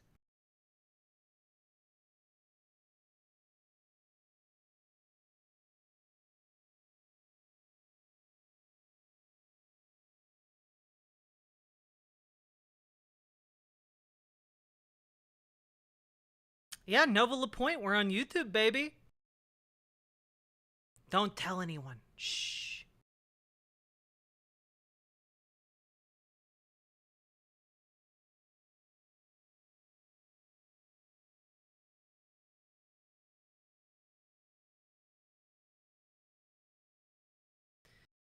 Okay.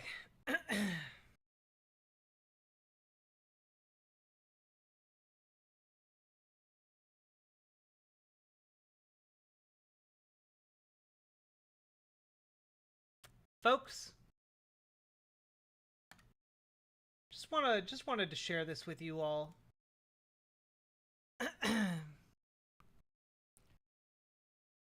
This is just a good thing. You know, I just wanted to share this with you in case you're feeling down, feeling a little out of it, feeling like good things don't happen. We do hope we don't set off the fire.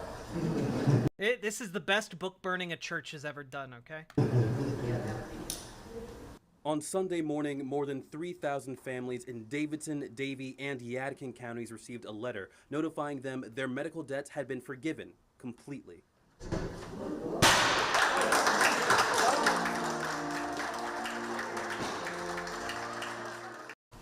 We do hope we don't. So, for those of you wondering what was going on in that video, Trinity Moravian Church in North Carolina purchased nearly $3.3 million in medical debt for just $15,000. And instead of collecting on that medical debt, which they were completely legally able to do, they ripped it up and burned it and forgave the debt.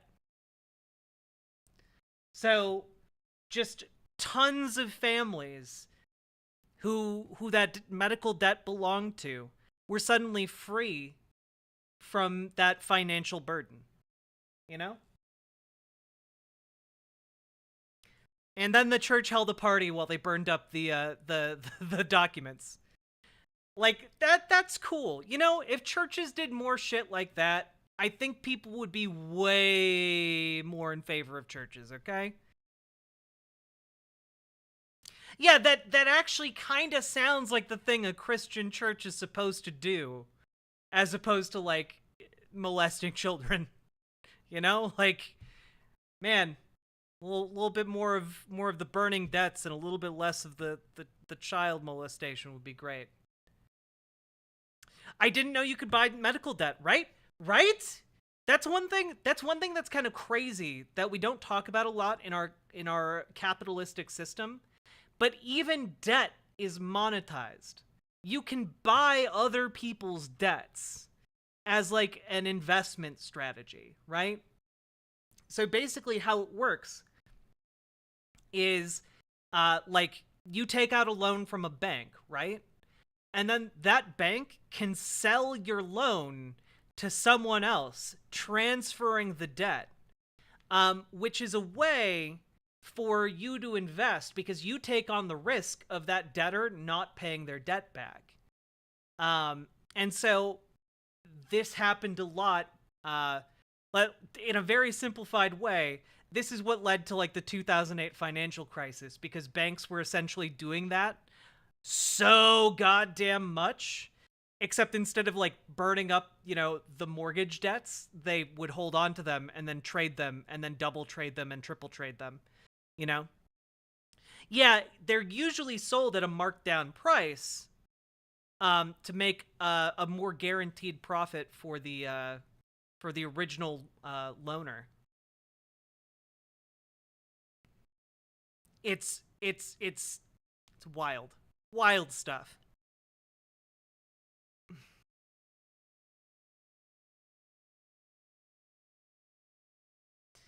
Forgiveness of debt is considered income and taxable. It's messed up.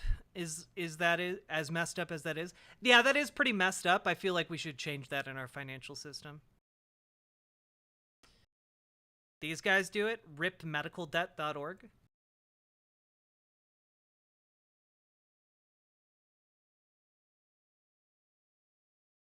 Yo, what? This is cool as hell. Every $100 you donate relieves $10,000 in medical debt? The hell?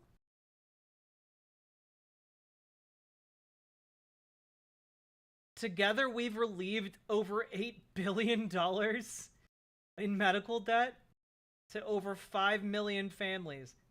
Wow. Yeah, coverage from NPR. This group wiped out $6.7 billion in medical debt. Holy shit.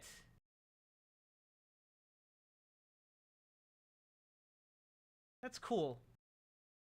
We already have a fundraiser planned for later this month, but I would love to do a fundraiser like this. Maybe I'll talk with the Progressive Victory people and we'll do some like Medicare for all medical debt fundraising shit. That'd be cool. We'll work on that, okay?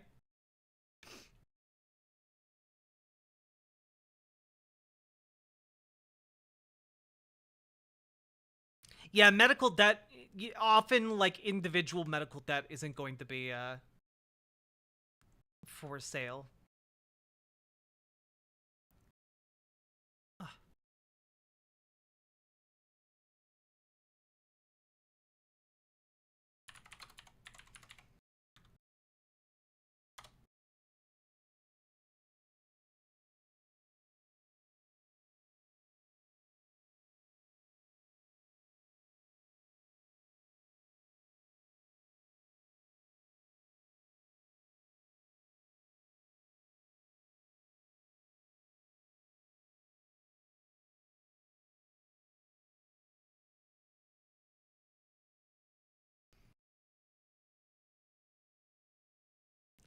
Just gotta tell Hassan medical debt is the new Amazon Union Fund.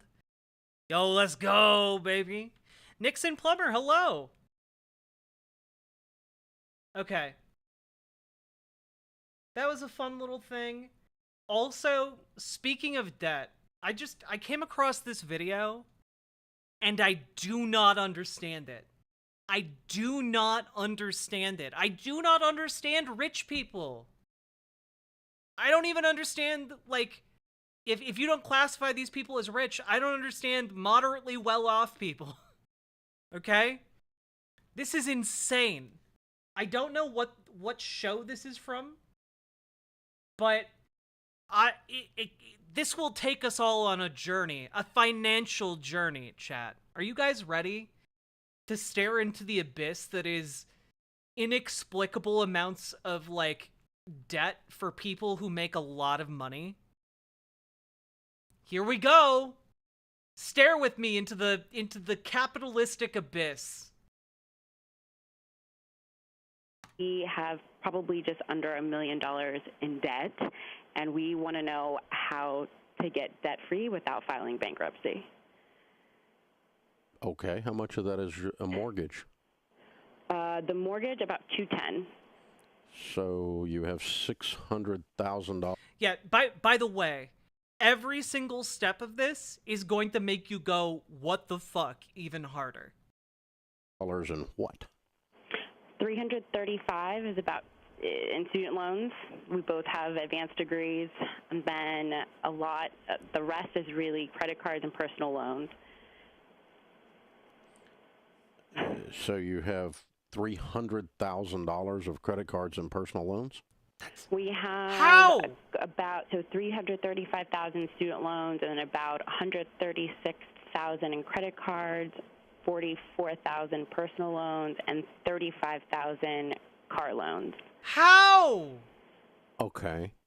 How old? This guy's like, I feel like this guy's just trying to do his best and getting progressively more confused by this. How old are you?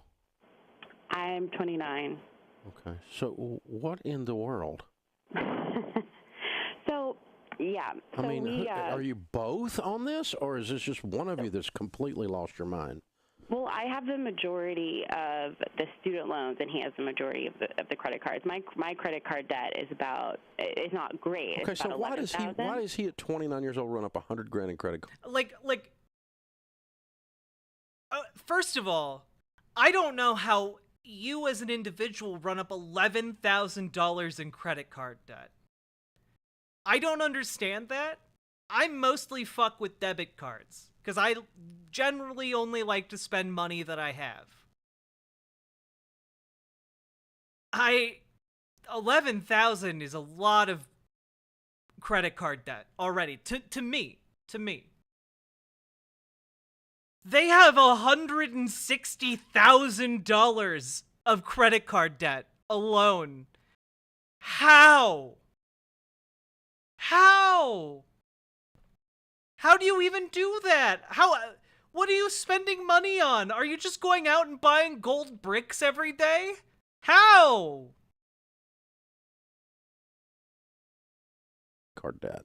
Well, he's 32, but I think it's one of those things where just making really poor financial decisions, thinking be able to pay it down. Are you buying 50 gold toilets a day? Like what, how do you rack up that much money? Like, are you going out to like the fanciest restaurant in town every day, several times for every meal? How? Did you get on Fortnite and buy every single microtransaction? I don't get it. As you go, and then it doesn't happen. Yeah. And Okay, so you both have advanced degrees. What are your degrees in? we do. So I have a degree, both of our advanced degrees. No, he has an MBA, and I have an advanced degree in policy. I work. He has a fucking degree in doing business, and he has $160,000 in credit card debt. How? What are they teaching you in business school?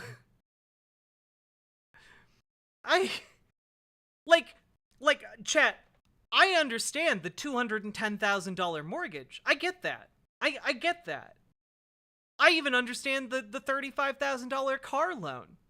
Okay, I get that too.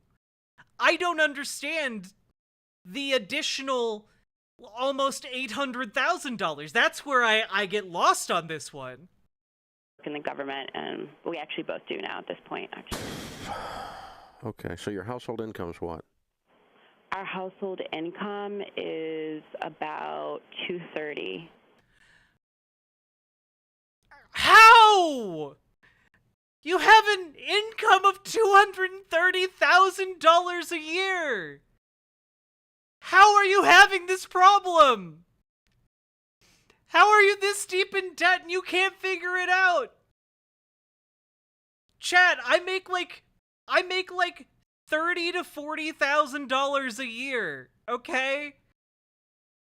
I can't imagine making this much money and just being unable to figure out how to balance the checkbook.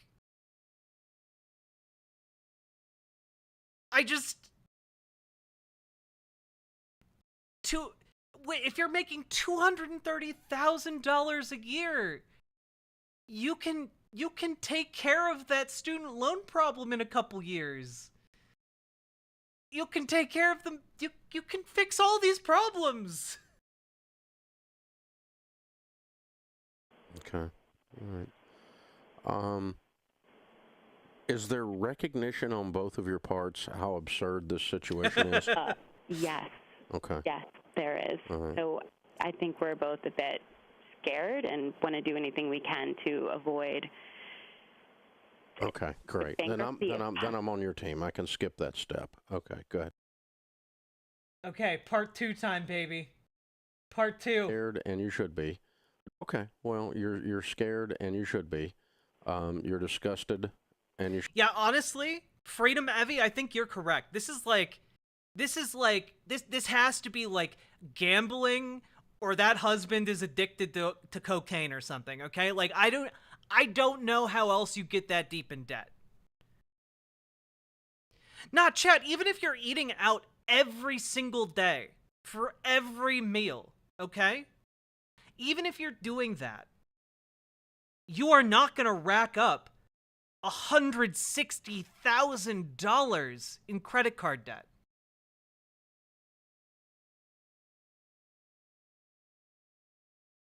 There's no way. Should be. We are. You're in the early stages of being sick and tired, and you should be. So Yeah. here's the thing. You guys have been living at across the board, from your education choices to your car purchases to your whatever. You've been living at about 10x where you're going to get to live for the next 3 years. Okay. Yep, that's true. So I'm getting ready to destroy your life as you Good. know it. Good, do it. Because your lifestyle is considerably above your extremely good income. And has been for a period of time. And so you've gotten used to spending like you're in Congress. Right. This is going to be very emotional for y'all. And you're going to have to look at it through that lens and through a spiritual lens, or you're not going to make it. You're going to have to not care what anyone thinks, including each other, because you're not going to spend any money on anything ever for the next 3 years. God damn. Part 3, baby. Here we go. You've been making 210, spending 310. I'm getting ready to put you on 30. Let's go, baby. Okay. You're not going to see the inside of a restaurant unless it's your extra job where you're waiting on some of the people you work with during the day. Okay, but also, like, even if these people are going out to eat every meal,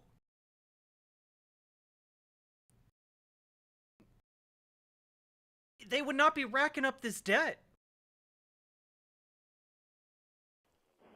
Okay. This is how humbling. Ooh, cryptocurrency is another good one, Zane. It could be crypto. This is going to be.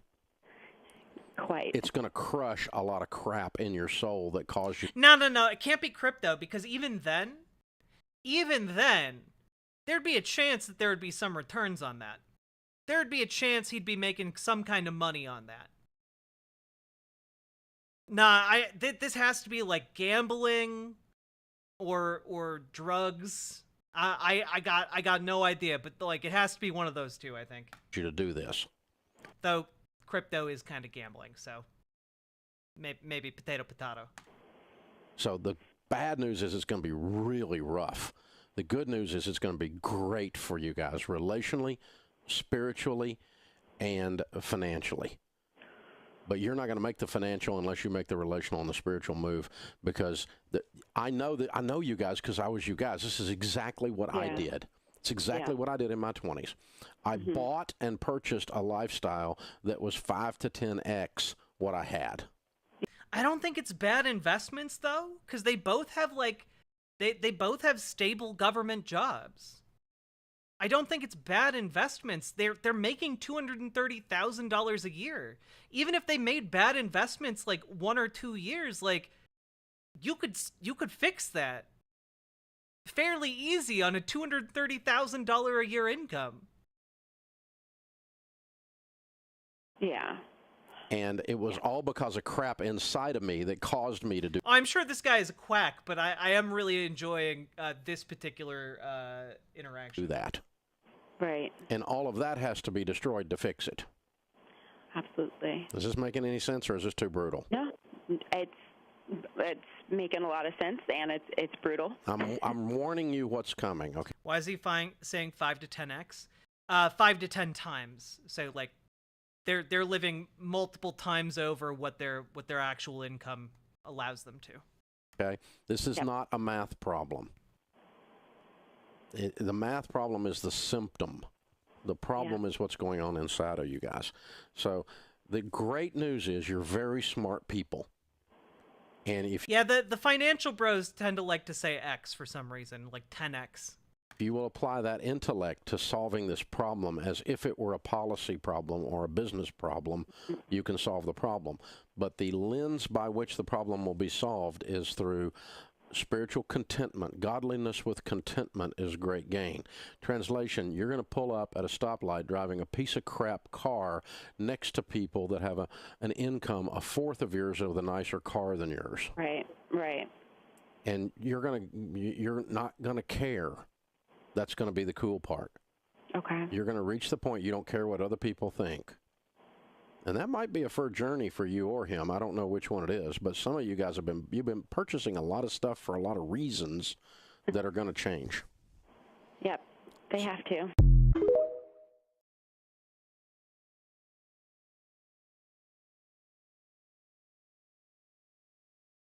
I don't know how you get into I just don't know how you get into a situation where you're making $230,000 a year and you have almost $1 million in debt. I don't understand that.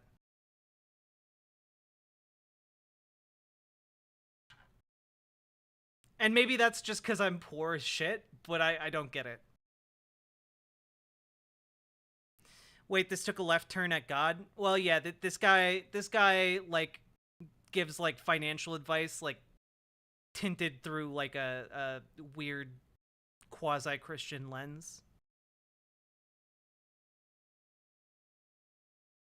$100,000 per person in NYC doesn't go very far. Well, I'm pretty sure they said that they were in Washington. Yeah, they're in Channing, Washington.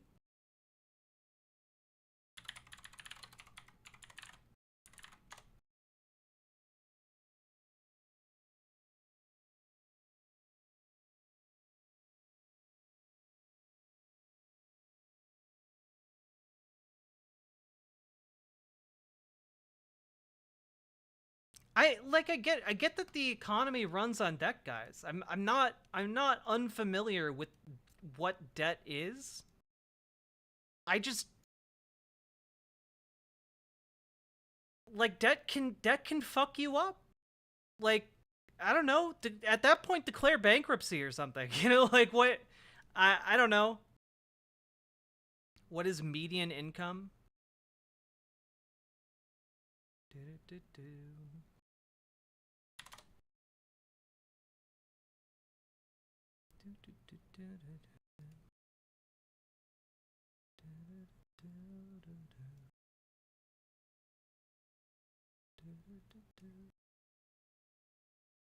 Or is this not the full name of the place? Do.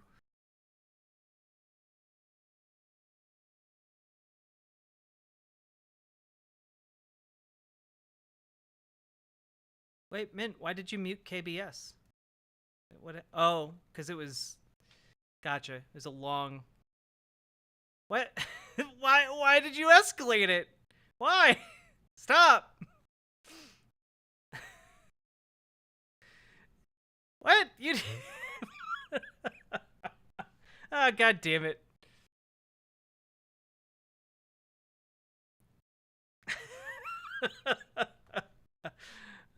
He's banned! Oh no! There we go. Fixed. We're still learning. We're still learning the site commands, chat. Sorry about that. Oh god. Like I know that debt is useful and that you can leverage debt to like improve your standing financially. It's just it's just a lot to do. That's a lot of debt to take on. Anyway, before you guys enrage me by talking about the necessity of debt in a capitalist society, let's watch this North Korean propaganda that tickled my fancy yesterday.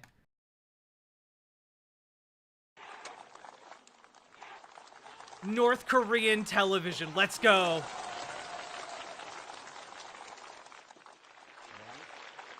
Let's get down to business.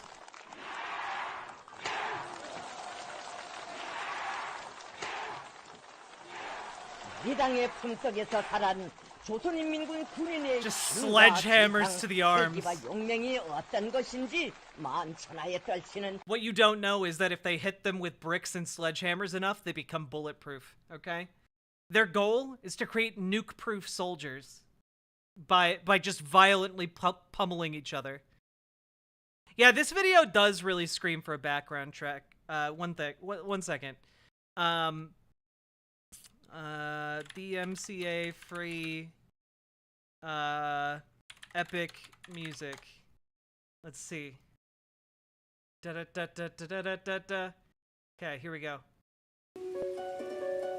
일당백 전투원들입니다.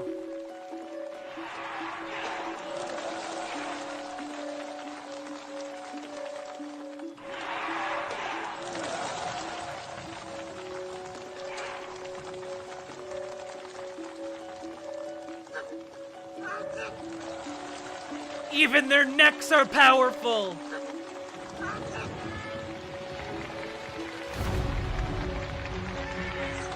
Oh my god! No chains can hold them! He's gonna eat the glass! Oh my god!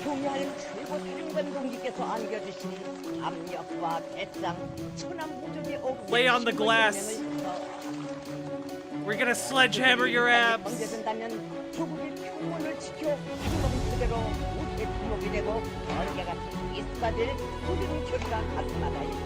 Their super soldiers can withstand mighty sticks! They're getting sticked down!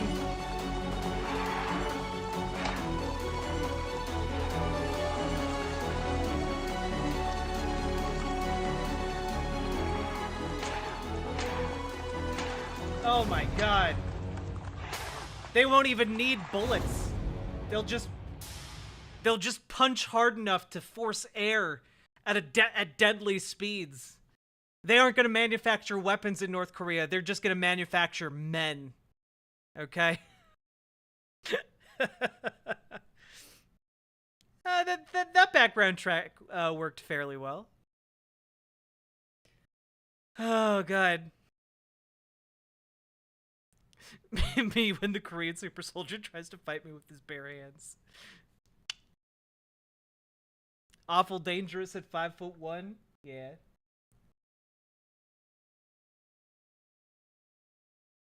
God.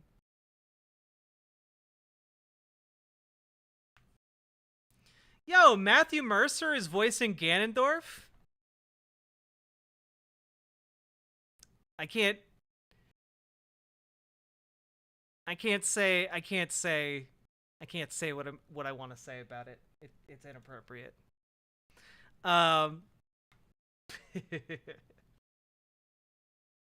He's gonna make a lot of women very happy, and a lot of men happy as well. Yeah, that's not gonna help with the horny. Yeah. All right, folks. We also have new info, but before I talk about that, okay? We have new info about Donald Trump being possibly charged with wire fraud under the Espionage Act? What? Before we get into that, though, I've been streaming for about 2.5 hours now, and folks, if you've been enjoying the content, consider coming over to riverboat.gg. Come on over. The weather's fine. If you're over on twitch.tv, okay? If you're over on the Twitch chat, if you're over on the YouTube chat, type into your URL bar, riverboat.gg. Come on over. That's where the on-screen chat is right here. You can come on over. You can chat with other folks. And you can subscribe and support me over there, where I get 100% of everything you guys send my way. A lot of women I follow on Twitter are debating whether they really want to stop Ganondorf in this one. Fair. Win B, thank you for gifting a 2 tier 1 subs. I appreciate that. Come on over, consider gifting subs or making a direct dono. Very, very much would appreciate it. because hey, we're trying to move away from Twitch so we can do the whole multi-stream thing, and yeah, come join us, okay?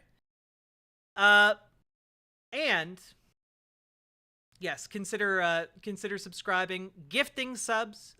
In order to do that, you just click on the subscribe button, and there are several different subscription options for either yourself, to gift to a specific person, or to gift randomly. Yeah, it really, really helps me out. So please consider doing it. It's what allows me to continue this stream and chat right now. Right now, I think we're one more gifted sub away from a hype train, actually.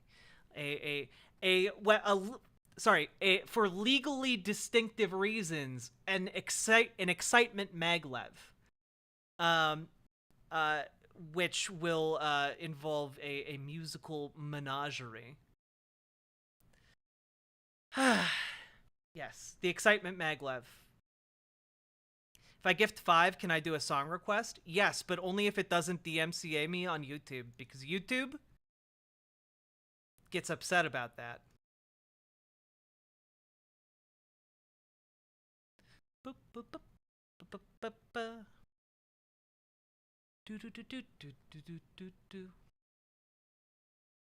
Riverboat.stream. Let's go, babies. Let's go. It's true. YouTube is on that shit. What did I play that I got DMCA'd for on YouTube the other day? I played it on stream. I got DMCA'd for... Oh, for the Crab Rave song. When I did the Crab Rave remix, I got DMCA'd by that Monster Cat company. Yeah, yeah, really. Got a DMCA request. They take revenue off of that stream VOD now. So cool. Wasn't that Megalovania though? Yeah, but at the very beginning it had like the dun dun dun dun dun. Ba-da-da-da. You know, it had like that. The opening part triggered the DMCA. And when I disputed it, they were like, "Nah, you got to buy one of our licenses." You just finished watching the original 3 Indiana Jones movies? Well, that's good. Those are decent movies. If you kind of gloss over the racism. Salmon Moose, thank you for the 5 gifted subs. Let's see what this is. Okay, this is a 9-minute long song.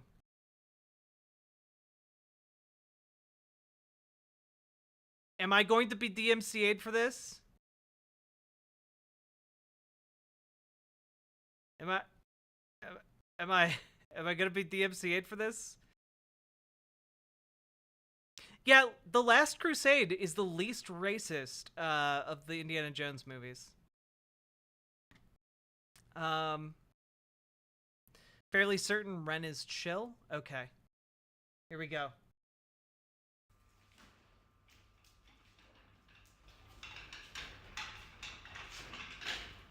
Oh god. Disturbing imagery.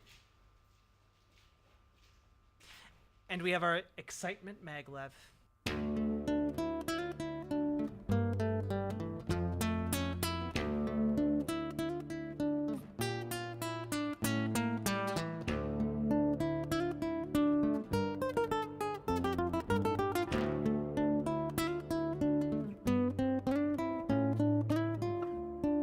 What is this?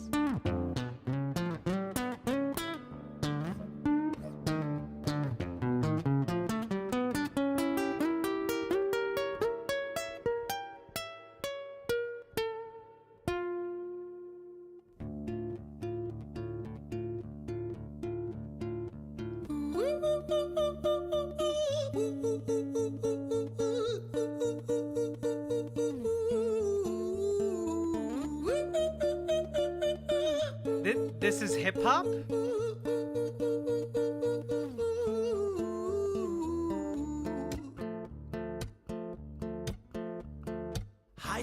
Ren, it's been a little while. Did you miss me? You thought you buried me, didn't you? Risky. Cause I always come back. Deep down you know that. Deep down you know I'm always in periphery. Ren, on your pleased to see me. It's been weeks since we spoke, bro. I know you need me. You're the sheep, I'm the shepherd. Not your place to lead me. Not your place to be biting off the hand that feeds me. Hi, Ren. I've been taking some time to be distant. I've been taking some time to be still. I've been taking some time to be by myself since my therapist told me I'm ill. And I've been making some progress lately. And I've learned some new coping skills. So I haven't really needed you. Very knifey duck. This is the excitement maglev. Sorry, I got distracted. We have 5 minutes on the excitement maglev. 1 second. Let me put the timer on because I have to do it manually. Here we go. Boop. You much, man. I think we need to just step back and chill. Ren, you sound more insane than I do. You think that those doctors are really there to guide you? Been through this a million times. Your civilian mind is so perfect to always being lied to. Okay, take another pill, boy. Drown yourself in the sound of white noise. Follow this 10-step program, rejoice. All your problems will be gone. Fucking dumb boy. Nah, mate. This time is different, man. Trust me. I feel like things might be falling in place. And my music's been kinda doing bits too. Like I actually might do something great. And when I'm gone, maybe I'll be remembered for doing something special with myself. That's why I don't think that we should talk, man. Cause when you're with me, it never seems to help. You think that you can amputate me? I am you, you are me, you are I am we are one. Split in two, that makes one. So you see, you gotta kill you if you wanna kill me. I'm not leftover dinner, I'm not scraps on the side. Oh, your music is thriving, delusional guy. Where's your top 10 hit? Where's your interview with Oprah? Where are your Grammys, Ren? Nowhere. Yeah, but my music's not commercial like that. I never chase numbers, statistics or stats. I never write hooks for the radio, they never even play me, so why would I concern myself with that? But my music is really connecting, and the people who find it respect it. And for me that's enough, cause this life's been tough, so it gives me a purpose I can rest in. Man, you sound so pretentious. Ren, your music is... Okay. One thing I'll say, I like the lyrical rhythm. I don't necessarily care for the lyrics, and his voice is too high-pitched for me. But I do like the rhythm. Mint, thank you for the $5 dono. Here's a number, because I gave 35 yesterday, so now there's a 0, and that's good to me. Hell yeah. It's so self-centered. No one wants to hear another song about how much you hate yourself. Trust me. You should be so lucky, having me inside you to guide you, remind you to manage expectations, provide you perspective. That thing you neglected, I get it. You wanna be a big deal, next Jimi Hendrix, forget it. Man, it's not like that. Man, it's just like that. I'm inside you, you twat. No, it's not, man, you're wrong. When I write, I belong. Let me break the fourth wall by acknowledging this song. Ren sits down, has a stroke of genius. He wants to write a song that was not done previous. A battle with the subconscious, Eminem did it. Played on guitar, Plan B did it. Man, you're not original, you criminal rip-off artist. The pinnacle of your success is stealing other people's material. Ren, mate, we've heard it all before. She sells seashells on the seashore. Fuck you, I don't need you, I don't need to hear this. Cause I'm fine by myself, I'm a genius. And I will be great, and I will make waves, and I'll shake up the whole world beneath us. That's right, speak your truth, your fucking God complex leaks out of you. It's refreshing to actually hear you say it instead of downplay it. Music is all about the creative process, and if people can find something to relate to within that, then that's just a bonus. Fuck you, I'ma fucking kill you, Ren. Well, fucking kill me then, let's fucking have you, Ren. I'ma do it, watch me prove it. Who are you to doubt my music? Cause I call the shots, I choose if you die. Yeah, I call the shots, and so I choose who survives. I'll tie you up in knots when I lock you inside. Newsflash. I was created at the dawn of creation. I am temptation. I am the snake in Eden. I am the reason for treason. Beheading all kings, I am sin, with no rhyme or reason. Son of the morning, Lucifer, Antichrist, father of lies. Mustopheles, truth in a blender, deceitful pretender, the banished avenger, the righteous surrender when standing in front of my solar eclipse. My name is stitched to your lips, so you see, I won't bow to the will of a mortal. Feeble and normal, you wanna kill me? I'm eternal immortal. I live in every decision that catalyzes chaos, that causes division. I live inside death, the beginning of end. I am you, you are me, I am you, Ren.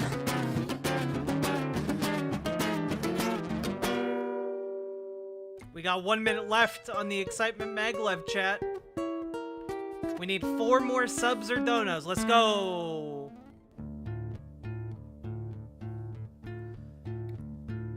Hi, Ren. I've been taking some time to be distant. I've been taking some time to be still. I've been taking some time to be by myself, and I've spent half my life ill. But just as sure as the tide starts turning, just as sure as the night has dawned, just as sure as the rainfall soon runs dry when you stand in an eye of a storm. I was made to be tested and twisted. 30 seconds left, chat. Broken and beat. I was made by his hand, it's all part of his plan that I stand on my own 2 feet. And you know me, my will is eternal. And you know me, you've met me before. Face to face with a beast, I will rise from the east and I'll settle on the ocean floor. And I go by many names also. Some people know me as hope. Some people know me as the voice that you hear when you loosen the noose on the rope. And you know how I know that I'll prosper? 'Cause I stand here beside you today. I have stood in the flames that cremated my brain, and I didn't once flinch or shake. So care of the man I've become when I sing from the top of my lungs. That I won't retire, I'll stand in your fire, inspire that me to be strong. And when I am gone, I will Aw, Sweet Myths, thank you for the $5 dono. Behind, ferocious, persistent, immortal like you, Iroquois me to different side.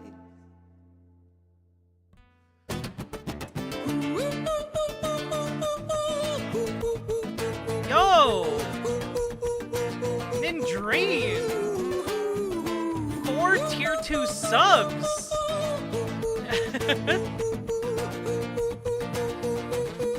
You know what? I'll allow it. I'll bring back. I'll bend the rules. That's the excitement maglev, baby. That's the excitement maglev, baby. Cause you know what? The song that Sam and Moose picked is 9 minutes long. So, you know what? That's okay. Here we go.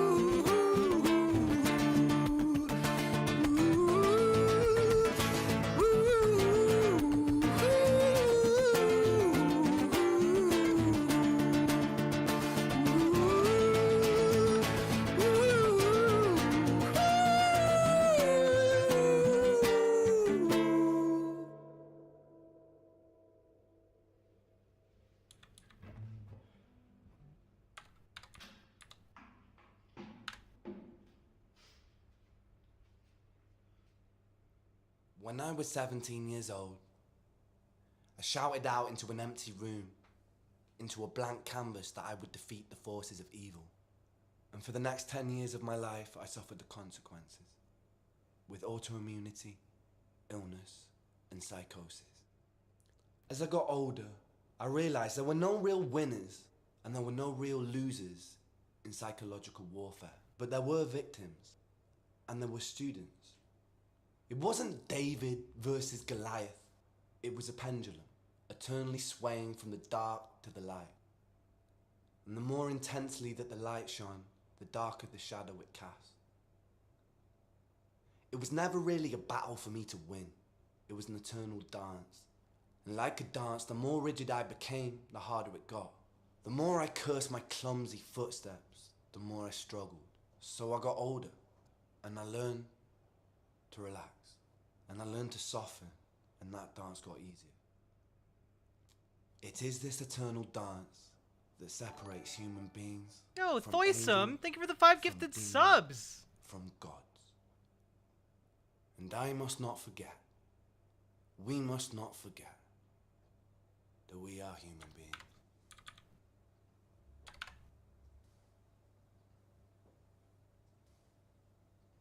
Okay. I understand why people didn't like this. I also understand why people liked it. I feel like I fall firmly in the middle on this song. But I am not sad that I heard it. I am not sad that I experienced it. This is just not something I'm gonna have on repeat. But it was worth the journey. Yeah, this is my centrist arc, baby. This is my centrist arc, baby. Let's go. Okay. You have all narrowly avoided. You've narrowly avoided the red dress caboose. Okay? But here we go.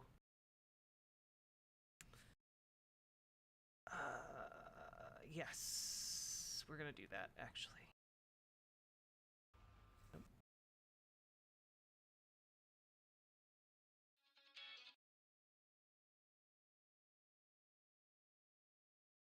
I'm trying to figure out what is not DMCA-able. I know that this one isn't. Here we go, chat. Starting the timer.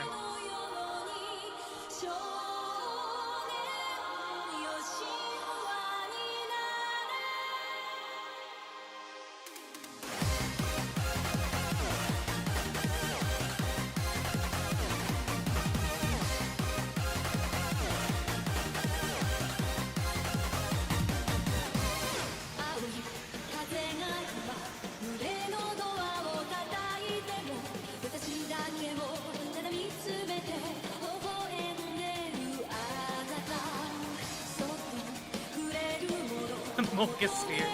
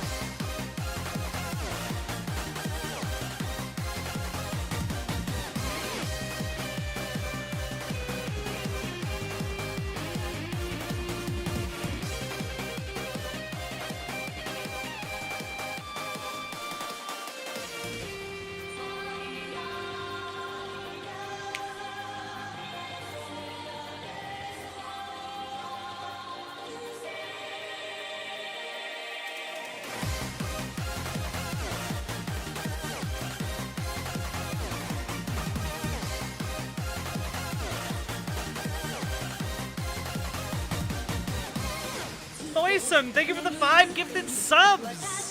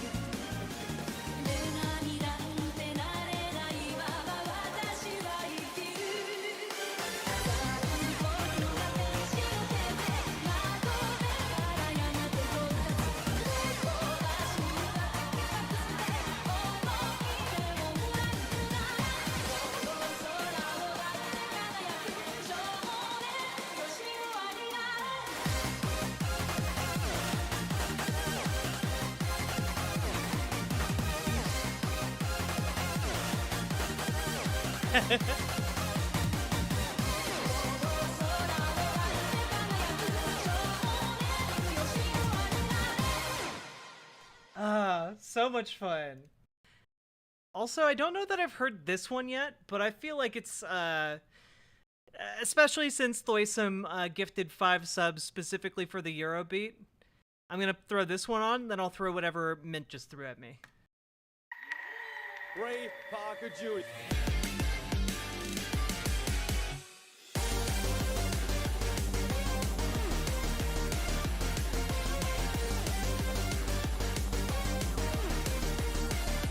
Yeah, Turbo is good.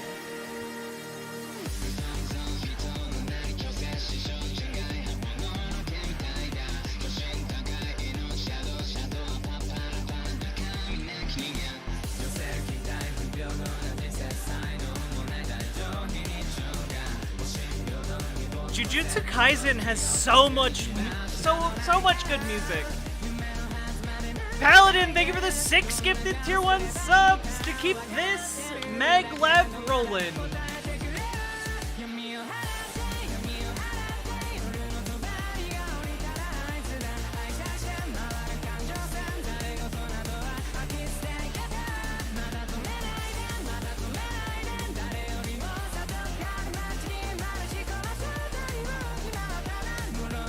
Okay, Jujutsu Kaisen, not a great show, but a very pretty show that I do like turning my brain off to watch.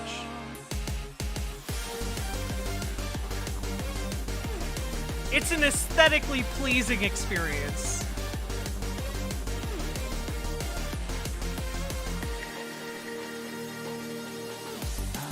And an audibly pleasing experience. Like, the sound design's really good, too.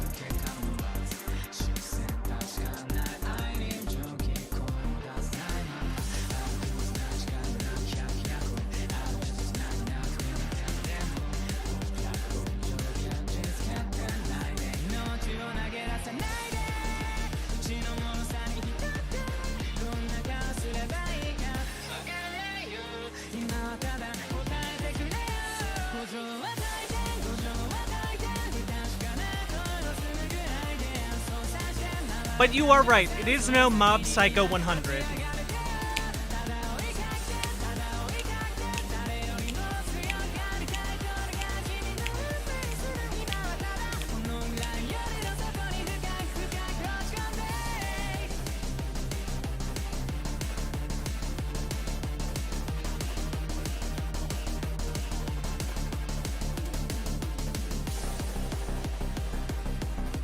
I need more dance emotes. See what we can do.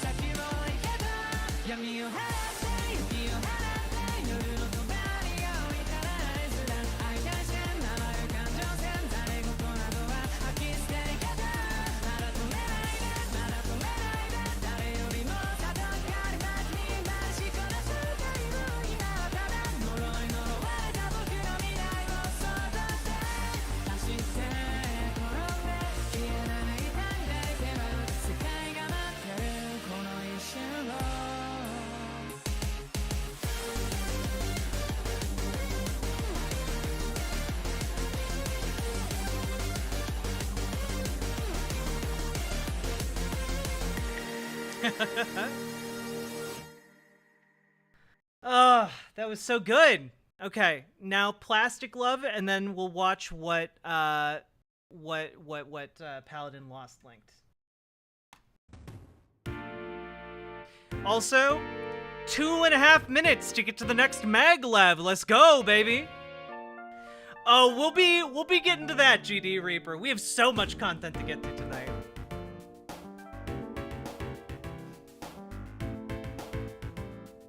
Oh, this is lovely. This is lovely. Hello.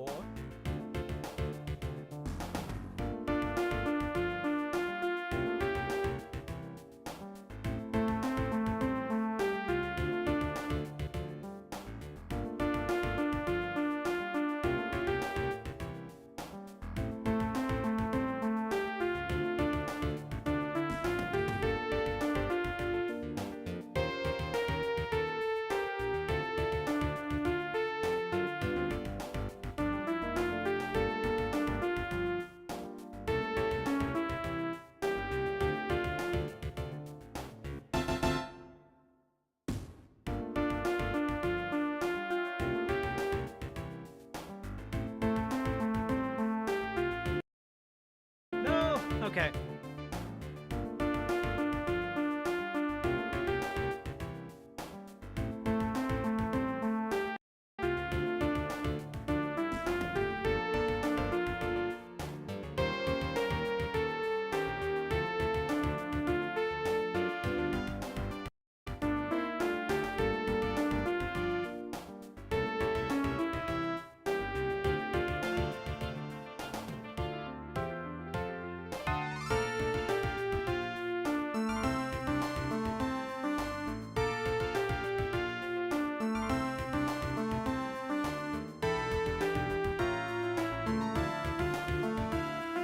"30 seconds left, chat."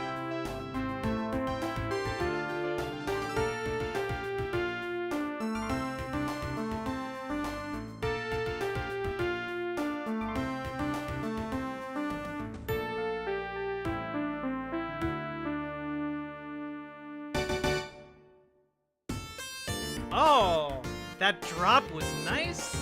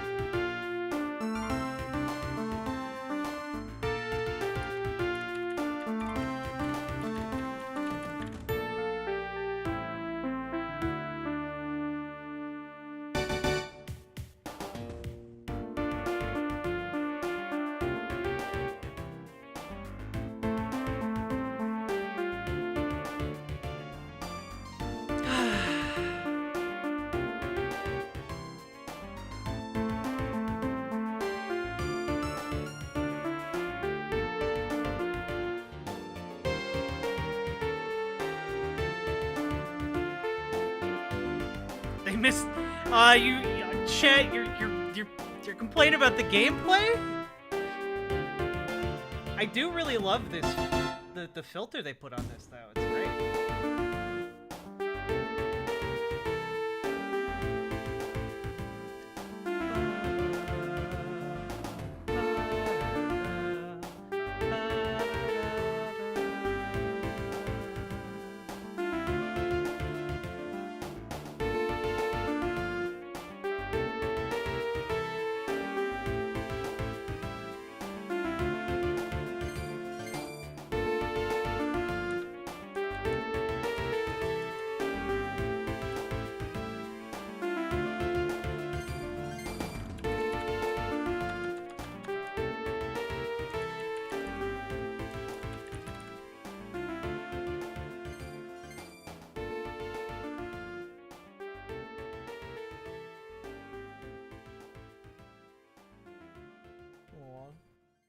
It was lovely. Okay, here we go. Last of the excitement maglev. Let's go.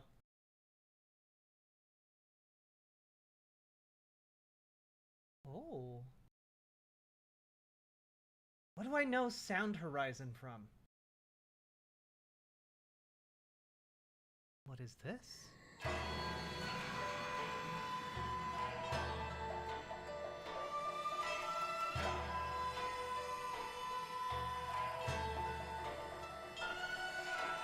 Wait, is this gonna DMCA me? Wait. I knew the Plastic Glove one wouldn't because it was remixed with Genesis. Wait, is this a DMCA thing? I gotta be careful with that. So this is more an intro to Sound Horizon? Is another Revo group? I don't know what that means. What is Revo? Linked Horizon was one of his too? Oh, they did the Attack on Titan OPs. Gotcha. That's right. Okay, well, we'll see how it goes.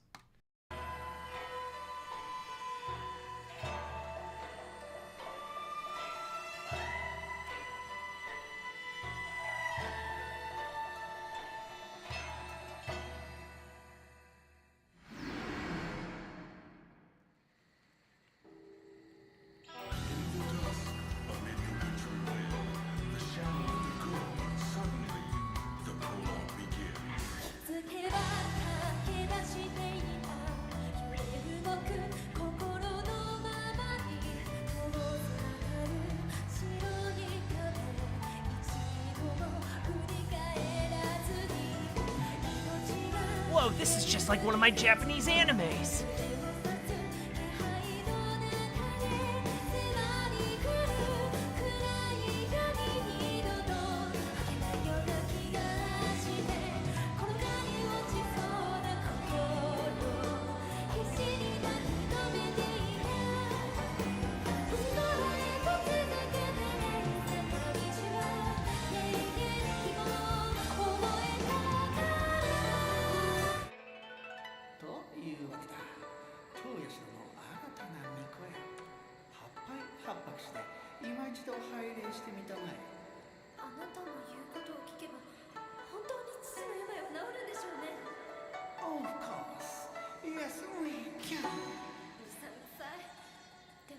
God, the theatrics are so cool.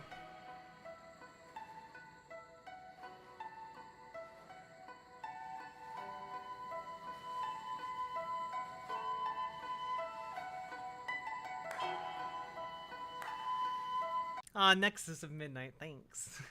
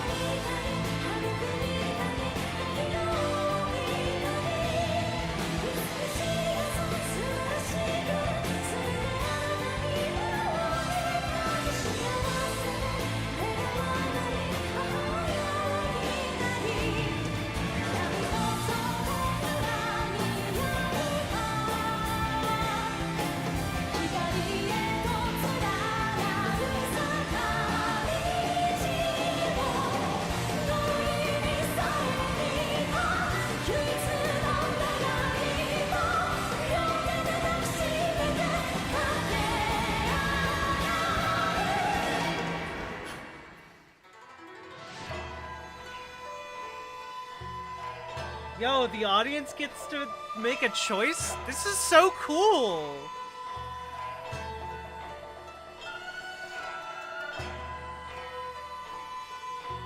Yo, that would be so hard for the performers!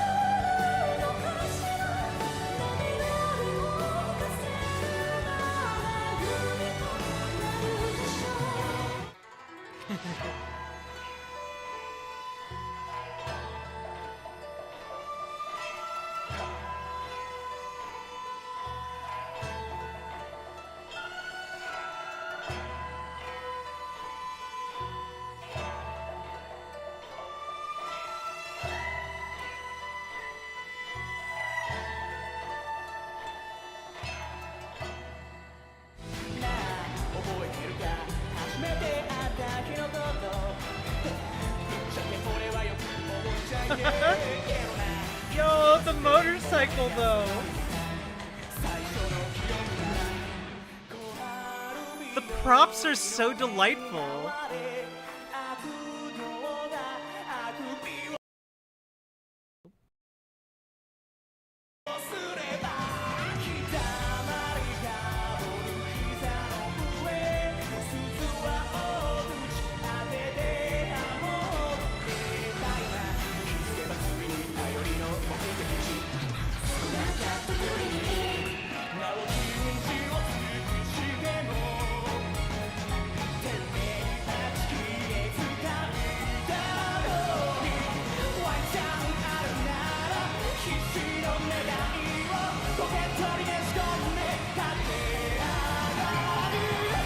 Wait.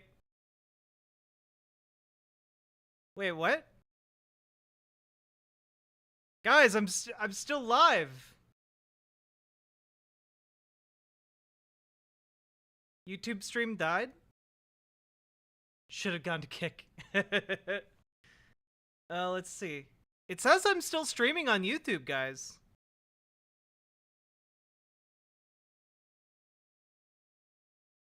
Oh. Stream suspended for policy violations. Okay. Yeah. No. All right. Okay, that answers the question of whether or not that was DMCA-able. Yeah, you know what? I should have known. I should have known that K-pop would get a little upset. Would say would be getting a little upsetty spaghetti. Let's see here. Stream unavailable.